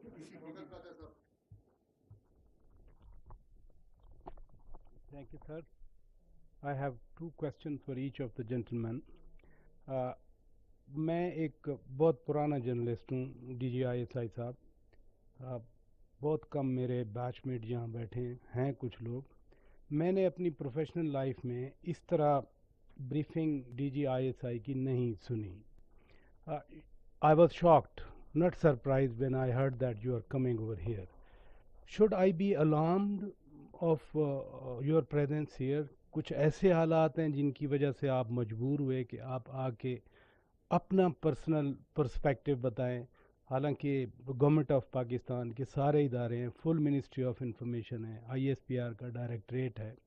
کیا عمران خان نے ڈریگ تو نہیں کیا آپ کو جب وہ کہتے ہیں کہ ایک شخص جب سے یہاں تعینات ہوا ہے اس کی وجہ سے یہ مسائل بنے ہوئے ہیں؟ DG ISPR صاحب، آپ سے میرا سوال یہ ہے، یہ ٹھیک ہے پاکستان ڈی اسٹیبلائز نہیں ہوتا اگر long march who, political activity who. Yesterday, Prime Minister was in Saudi Arabia. Then on 1st of November, he is traveling to China. Then he will travel to Egypt, what I heard. And then he is also supposed to visit France. جب ملک میں یہ ماحول ہوگا، لاکھوں نہیں میں ہزاروں کہہ دوں لوگ آ جائیں گے. Who would listen to Pakistani leadership when back in the country there is apparent turmoil? Thank you, sir. I think بڑا اچھا یہ آپ کا سوال ہے، اور یس ان چیزوں سے افیکٹ ہوتا ہے، بالکل ہوتا ہے. پولیٹیکل لیڈرشپ کی جو بات میں وزن ہے وہ ملک کی، اس کا دار و مدار ملک کی اسٹیبلٹی پہ ہوتا ہے. اینڈ آئی ایم شیور کہ لیکن اس کے ساتھ یہ بھی دیکھنے کی ضرورت ہے کہ تمام ملکوں میں، دنیا کے تمام ممالک میں اس طرح کے جمہوری اجتماع ہوتے ہیں، اور ان کے اندر مختلف باتیں بھی کی جاتی ہیں. ہر حکومت کو کبھی نہ کبھی ڈیموکریٹکلی، ایک ڈیموکریسی کے اندر یہ اپ ہیولز آتے رہتے ہیں. اس کا مطلب یہ ہرگز نہیں ہے کہ اس ملک کی لیڈرشپ کا دنیا میں کوئی وقار کسی طرح سے کم ہو جائے گا، یا کوئی ایسی بات ہے. whoever is heading Pakistan, whoever is Pakistan's Prime Minister is Pakistan's Prime Minister. And Pakistan is 220 million people, a nuclear power, one of the largest countries in the world. And جیسے میں نے کہا, it is a country of consequence. So it's a democracy, alhamdulillah, and this is continuing. So democracies میں اس طرح کی چیزیں ہوتی رہتی ہیں. میں نہیں سمجھتا کہ اس کو بہت زیادہ اس سے کوئی پریشان ہونے کی ضرورت ہے. It happens in democracies. آپ خود دیکھ لیجئے UK میں کیا ہو رہا ہے، کتنے پرائم منسٹرز چینج ہو چکے ہیں، کیا ہوا ہے. بٹ کنٹریز نارمل، کوئی ایسی کسی نے آ کے اس کے اوپر کوئی شور نہیں مچایا. They also have their own way of working. So one should not be alarmed. And since آپ نے کہا ہے کہ آپ DGI کی پریزنس سے الارم ہوئے ہیں، تو میں DGI کو ریکویسٹ کروں گا کہ وہ اس پہ تھوڑا بات کر لیں.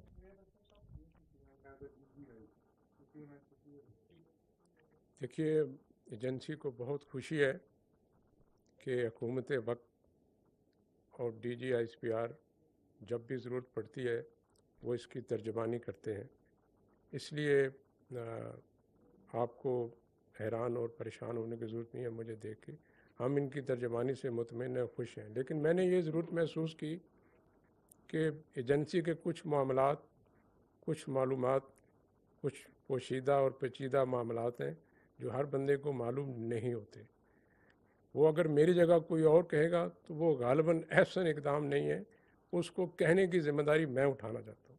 میں نہیں چاہتا ہوں کہ جو معلومات ان کے پاس نہیں ہیں वह मैं किसी और को बोलूँ कि आप मेरी तरफ से बोल दें। सो इसलिए मैं ख़ुद आया हूँ कि अगर कहीं ज़रूरत पड़ी तो मैं आपको, जैसा मैंने शुरू में कहा कि झूठ के जवाब में किसी ने तो सच की जो चुप है वो ख़त्म कर दी।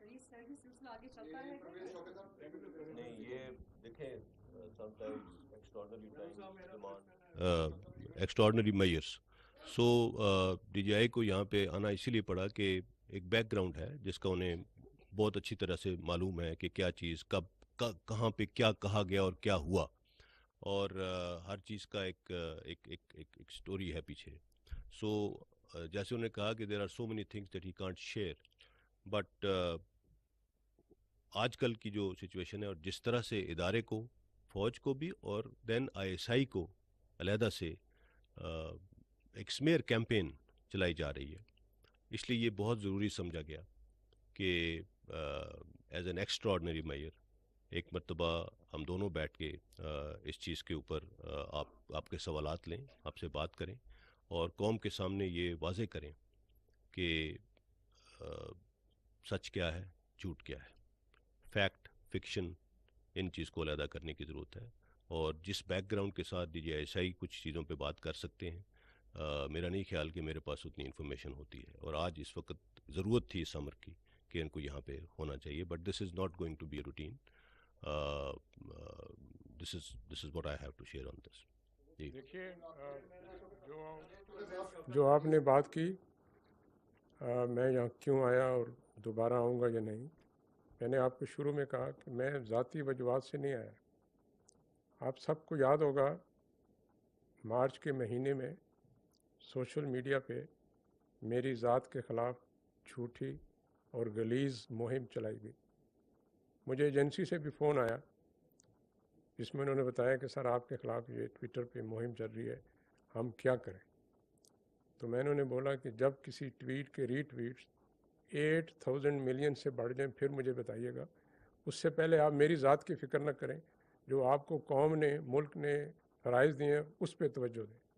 सो मैं आपकी नहीं ज़ात के लिए आना होता तो तब आ चुका था।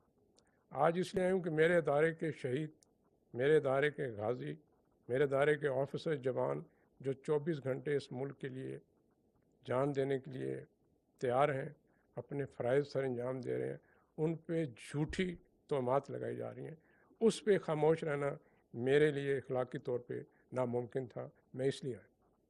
जनरल साहब, मेरा क्वेश्चन है आपसे। परवीन शौकत मेरा नाम है, जंग अखबार से ताल्लुक़ है मेरा। इस वक्त मुल्क अदम इस्तेकाम का शिकार है, कौम बिखरी हुई है और मुआशी हालात भी दुरुस्त नहीं है। ऐसे हालात से दुश्मन मुल्क फ़ायदा उठाते हैं कि अगर खुदा न खास्ता किसी तरफ से कोई ख़तरात हुए तो हम कहाँ खड़े हैं।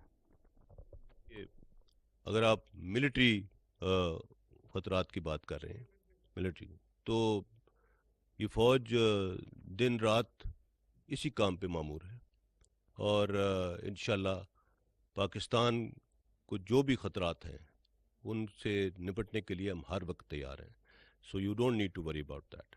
ये हमारा काम है और हम कर रहे हैं, और पूरा हमारे तमाम इंटरनेशनल बॉर्डर्स, हमारे तमाम पूरा पाकिस्तान का चप्पा चप्पा अल्हम्दुलिल्लाह सिक्योर है, और किसी किस्म का बैरूनी ख़तरा हमें नहीं है इस वक्त। और जो भी ख़तरात हैं, जो भी चैलेंजेस हैं, हमें उनका इदराक है और हमारे पास उनका जवाब भी है। So please don't worry about that, you are absolutely fine. देखिए, जो पाकिस्तान का दफाई निज़ाम है वो मजबूत है किसी भी बैरूनी ख़तरे के ख़िलाफ़, जिसका सबसे बड़ा सबूत यह है कि किसी ने आप पे बैरूनी तरफ से हमला करने की सोचा भी नहीं। कोशिश करना तो ज़रूर की बात है, कुछ नादानी हुई 2019 में, शरारत, उसका आपने जवाब भी देख लिया। अक्सर लोग कहते हैं कि पाकिस्तान की फ़ौज है, इसके पास एटमी हथियार हैं, इसका डिटरेंस है, इसका क्या फ़ायदा है। इसका फ़ायदा यही है कि आपका दुश्मन आप पे हमलावर नहीं हो रहा, ना सोच रहा है। इसलिए मैंने आपको शुरू में भी कहा, deterrence of Pakistan is working every day, it is working 24/7, but it's not making a noise. Thank you. Assalamu alaikum, both of you gentlemen.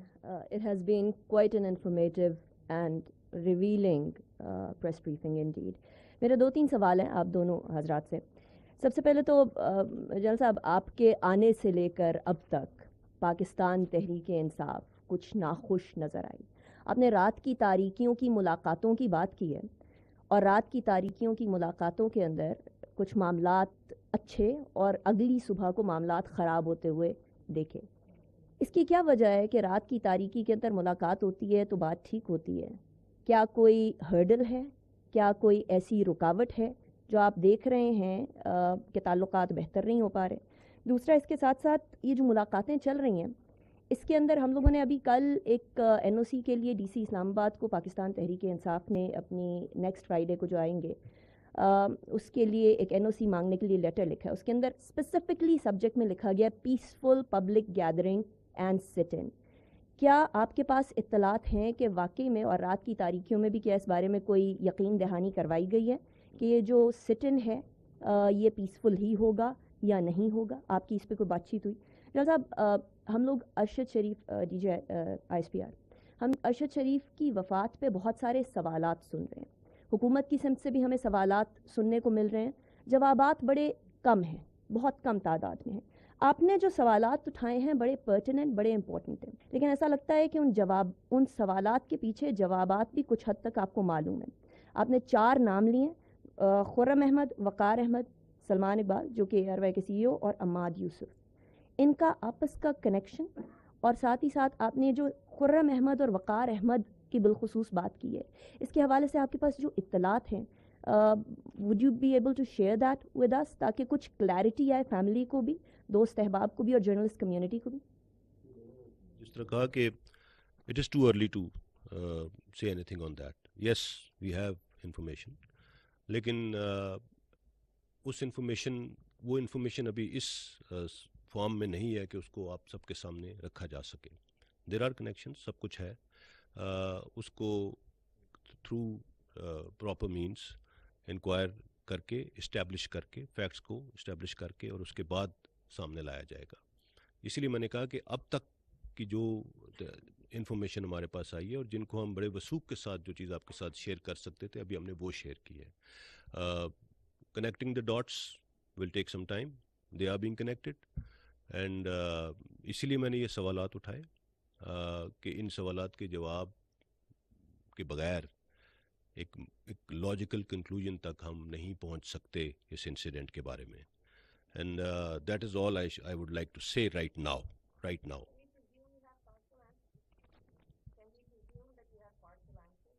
Yes, to an extent you can say that. So I will now request DGI to comment on the questions that have been asked. جو آپ نے سوال پوچھا کسی مخصوص جماعت کے حوالے سے، دیکھیے جب میں نے شروع میں کہا کہ یہ ادارے کا متفقہ فیصلہ ہے کہ ہم نے اپنے آپ کو اپنے آئینی اور غیر سیاسی کردار پہ محدود کرنا ہے، تو اس کا مطلب یہ بھی ہے، جو میں دوبارہ کہہ دیتا ہوں، کہ پاکستان کے تمام لوگوں کو، ہر شہری کا، ہر جماعت کا بلا تفریق کے غیر ہمارے پہ مساوی حق ہے. اس لیے یہ نہیں ہے کوئی بھی جماعت کل آئینی طریقے سے حکومت بناتی ہے تو ادارے کا فرض ہے کہ اس حکومت کی ریاست کی خاطر آئینی حدود میں رہ کے مدد کرے. ہم یہ مدد کرتے رہے ہیں اور کرتے رہیں گے. کسی جماعت کے ساتھ میرے ادارے کا، میری ایجنسی کا کوئی ذاتی عناد نہیں ہے. یہ دوبارہ دہرا دیتا ہوں. اور جس جماعت کا آپ نے نام لیا اس میں میرے غالباً ذاتی دوست باقی جماعتوں سے زیادہ ہیں. جو آپ نے بات کی میٹنگز کی، دیکھیے وہ میٹنگز ہوئیں، اس میٹنگ میں جو ہمارا مشورہ تھا، جو ہمارا بیانیہ تھا، جو بات ہم نے کہی وہ یہی تھی کہ آپ نے جو کرنا ہے پاکستان کے آئین اور قانون کے تحت رہ کے کریں. ہم کوئی ایسی مدد فراہم نہیں کر سکتے جو پاکستان کے آئین، قانون اور اخلاق کے مطابق نہ ہو. Thank you.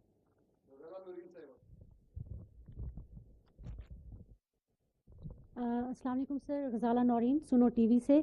سب سے پہلے تو سر آپ نے 2 دفعہ ذکر کیا شہداء کا، پاک فوج کے شہداء ہوں، آئی ایس آئی کے ہوں یا تمام قانون نافذ کرنے والے اداروں کے، جتنا بھی پروپیگنڈا ہو جائے، جتنا بیانیہ بن جائے، ہم بحیثیت قوم نہ صرف ان کی قربانیوں کو تسلیم کرتے ہیں بلکہ ہم انہیں اس پر خراج تحسین بھی پیش کرتے ہیں۔ سر کوشچن میرا یہ ہے کہ ارشد شریف مرحوم صاحب کے حوالے سے گفتگو ہو رہی ہے، جو ایک کمیٹی تشکیل دی گئی ہے اس پر بھی بہت سارے سوالات اٹھ رہے ہیں۔ یہ کہا جا رہا ہے کہ اس میں ایسے افراد شامل ہیں جن پہ بالخصوص ان کی فیملی کے لوگ بھی مطمئن نہیں ہیں۔ اور دوسرا سر، یہاں پر میرے کولیگ نے سوال کیا تھا، اس پر بھی آپ نے کہا تھا کہ وقت سے پہلے کوئی ایسی بات نہیں کرنی چاہیے، تو جو رانا ثناء اللہ صاحب نے جو وزیر داخلہ ہیں انہوں نے اس حوالے سے جو بیان دیا اس میں بھی انہوں نے سونے کی سمگلنگ کے حوالے سے کچھ گفتگو کی، تو کیا آپ نہیں سمجھتے کہ اتنے سینسٹیو ایشو پر بات کرتے ہوئے ہر ایک کو سوچ سمجھ کر بولنا چاہیے اس حوالے سے؟ تھینک یو سو مچ۔ یہ آپ نے بالکل ٹھیک کہا۔ میں رانا ثناء اللہ صاحب نے جو بات کی اس کے اوپر کامنٹ نہیں کر سکتا۔ It is his prerogative. He is Interior Minister of Pakistan, and I'm sure he has some information that he's talking about. As far as committee جو انکوائری کمیٹی کا آپ ذکر کر رہی ہیں، دیکھیے اس میں جہاں تک مجھے پتہ ہے جو سوال انفیکٹ تھوڑا بعد میں اٹھا، ہم نے اس سے پہلے ہی جیسے ڈی جی آئی نے بتایا کہ اپنے ممبرز اس سے نکال لیے تھے۔ اسی کے اوپر کسی نے کوئی یہ شاید سوال اٹھایا تھا کہ جی جن کے اوپر انگلیاں اٹھ رہی ہیں وہی اس کے ممبر ہیں، تو we even before that comment came I can tell you for sure, شاید کسی کو معلوم نہیں تھا کہ اس سے پہلے ہم یہ فیصلہ کر چکے تھے اور اناؤنس کر چکے تھے کہ they will be nobody from the agencies either M I اور I S I forming part of that committee, and اس کا ایگزیکٹ وجہ ہی یہی تھی کہ ہم اس کو بالکل شفاف اور غیر جانبدار رکھنا چاہتے ہیں۔ ٹھیک ہے، تھینک یو۔ السلام علیکم سر۔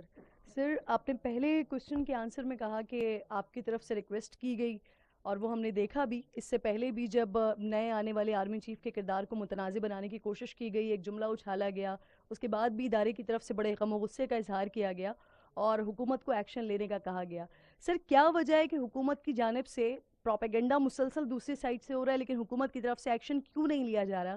کیا حکومت جو پاپولیرٹی ہے اس کی وجہ سے بیک فٹ پر ہے؟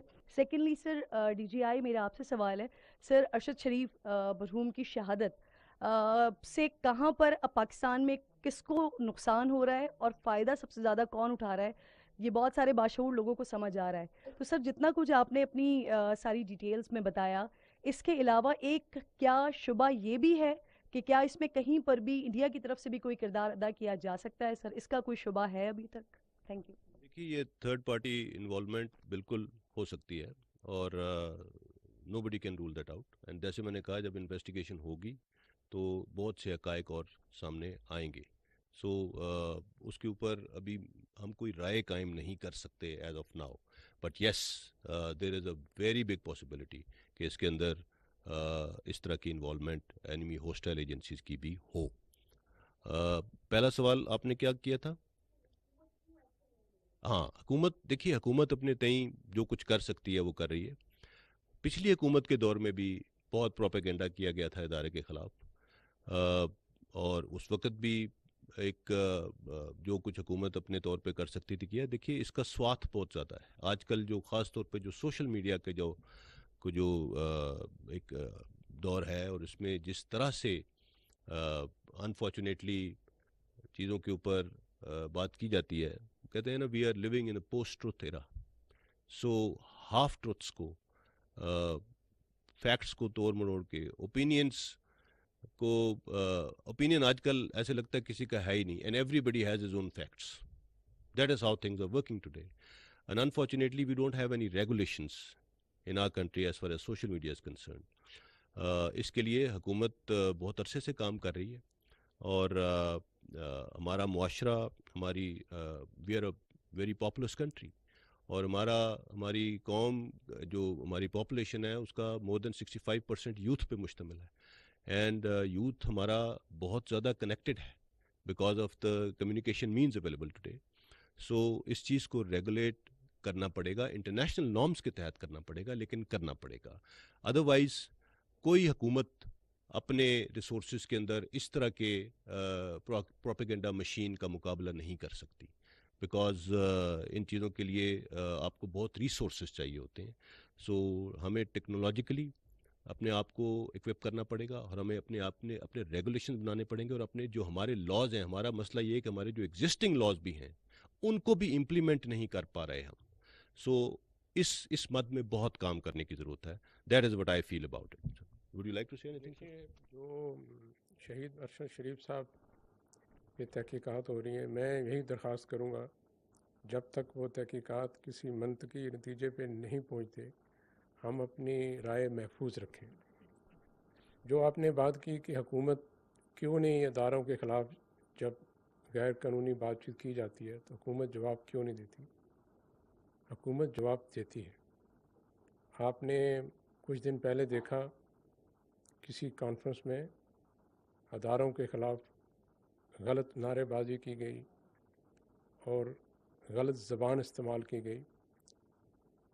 اس کی مذمت وزیر اعظم پاکستان نے بھی کی، اس کی مذمت وزیر قانون نے بھی کی، اس کی مذمت جو ہمارے خارجہ کے وزیر ہیں انہوں نے بھی کی، اور جو پاکستان کے سابقہ صدر ہیں انہوں نے بھی کی. سو میں یہ کہنے کی پوزیشن میں نہیں ہوں کہ حکومت اس کا جواب نہیں دیتی. وہ جواب آپ کی مرضی اور منشا کے مطابق ہے یا نہیں، یہ ایک الگ سوال ہے، لیکن میں یہ نہیں کہوں گا کہ حکومت دانستہ خاموش ہے. Thank you.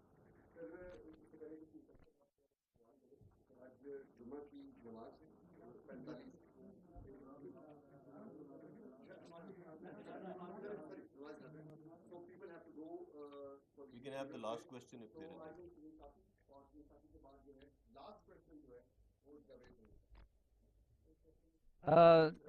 پہلا سوال تو D G I S P R صاحب آپ سے ہے کہ اس سے پہلے بھی درجنوں صحافی ٹرائبل ایریاز میں، سوات میں اور بلوچستان میں، کراچی میں وہ قتل کیے گئے.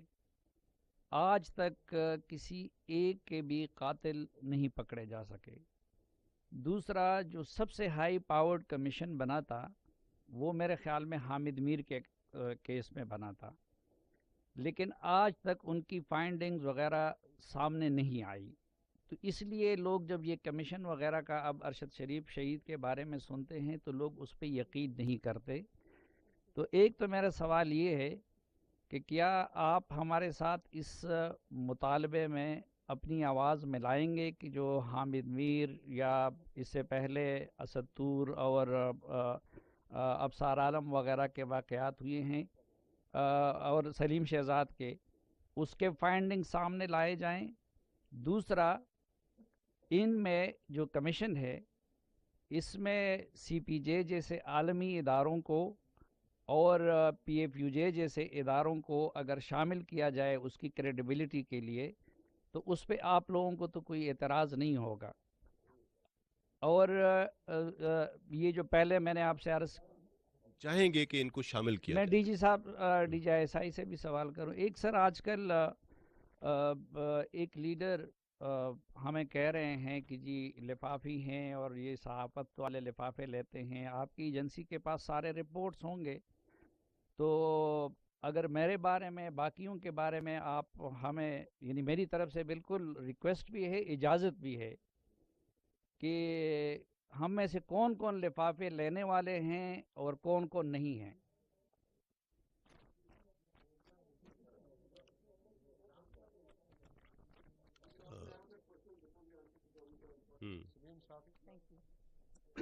Assalamu alaikum. I'm sorry.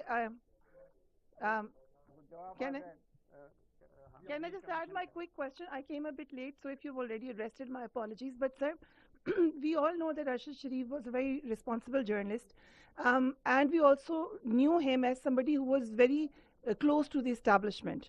At any point, I'm asking both of you gentlemen, did he contact you saying that he was feeling threatened in Pakistan? Because we would assume that if there was a threat, he would have reached out to you. جیسے میں نے کہا کہ وہ D G آئی نے بھی اس سے پہلے یہ بات کی کہ ہمارے پاس ایسی کوئی انفارمیشن نہیں تھی کہ ارشد شریف صاحب کو پاکستان میں ان کی جان کو کوئی خطرہ تھا، اور میرے ساتھ انہوں نے کبھی کوئی ایسی بات نہیں کی. He was in contact with me, اور میرے ساتھ نہ بھی ہو تو میرے ادارے میں موجود لوگوں کے ساتھ ان کا کانٹیکٹ رہتا تھا.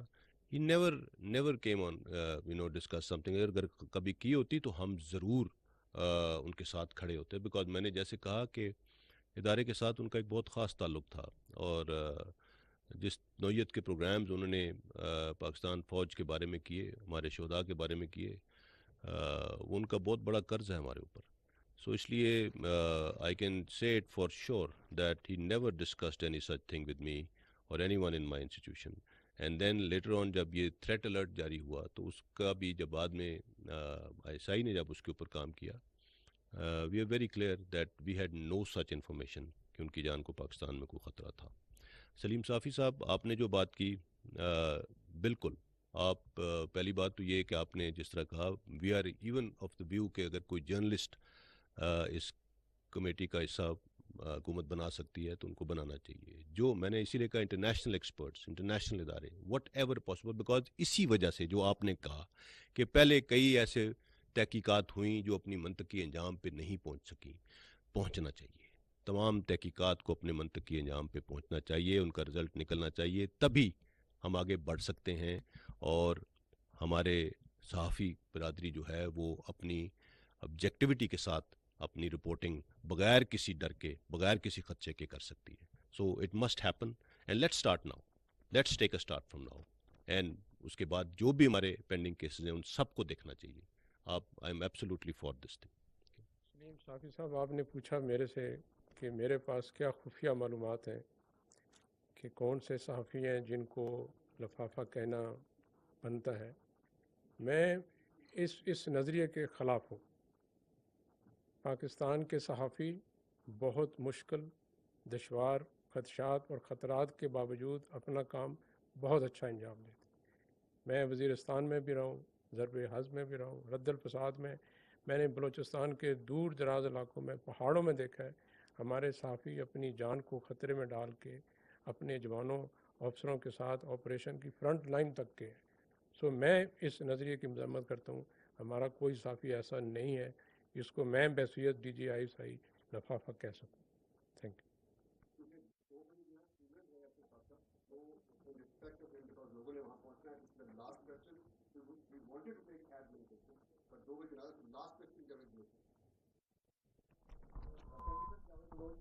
ٹیلی ویژن سے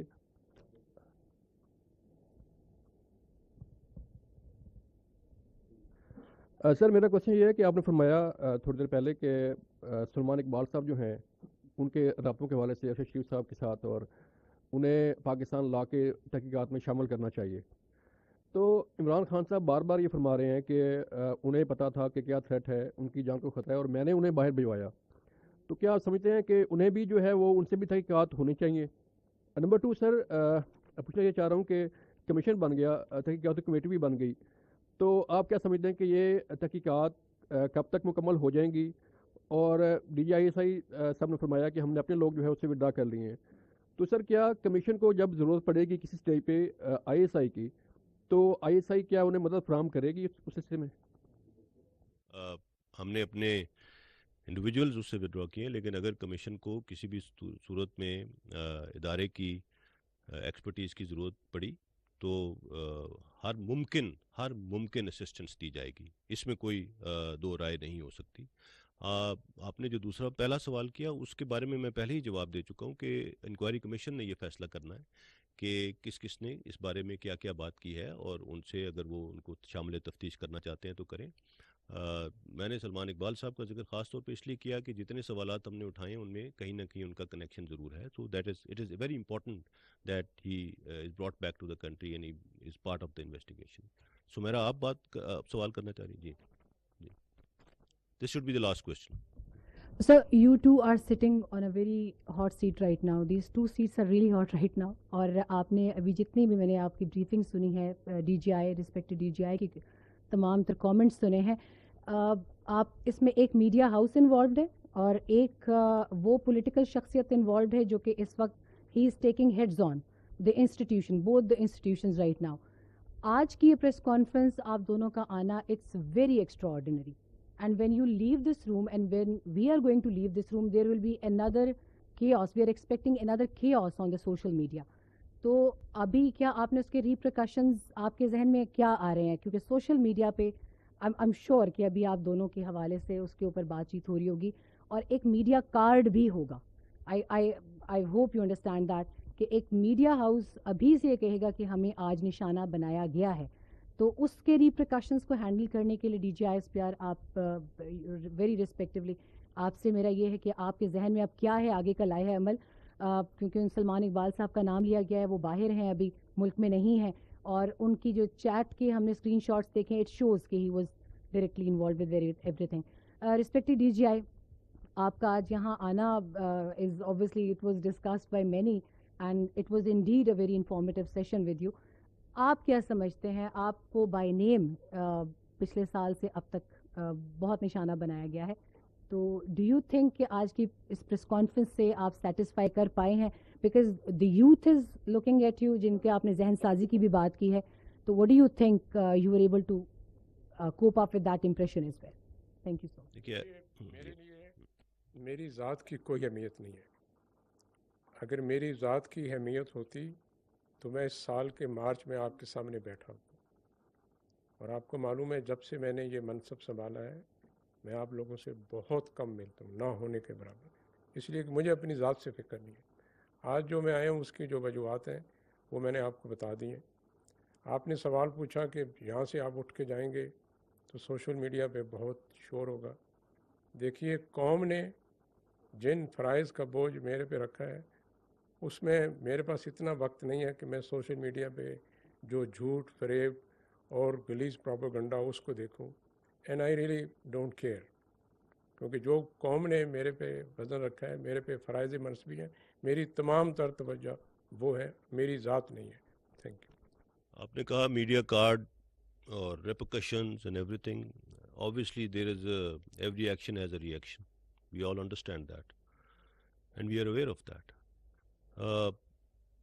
جو آج ہم نے بات چیت کی، میں نے جیسے کہا کہ ہم نے کسی پہ کوئی الزام لگانے کی کوشش نہیں کی ہے، we have just brought the facts out and we have placed them in front of you, and it is for you to connect the dots, and it is for you to see who is playing a media card and who is running a smear campaign, even in the wake of all the facts that we have given today۔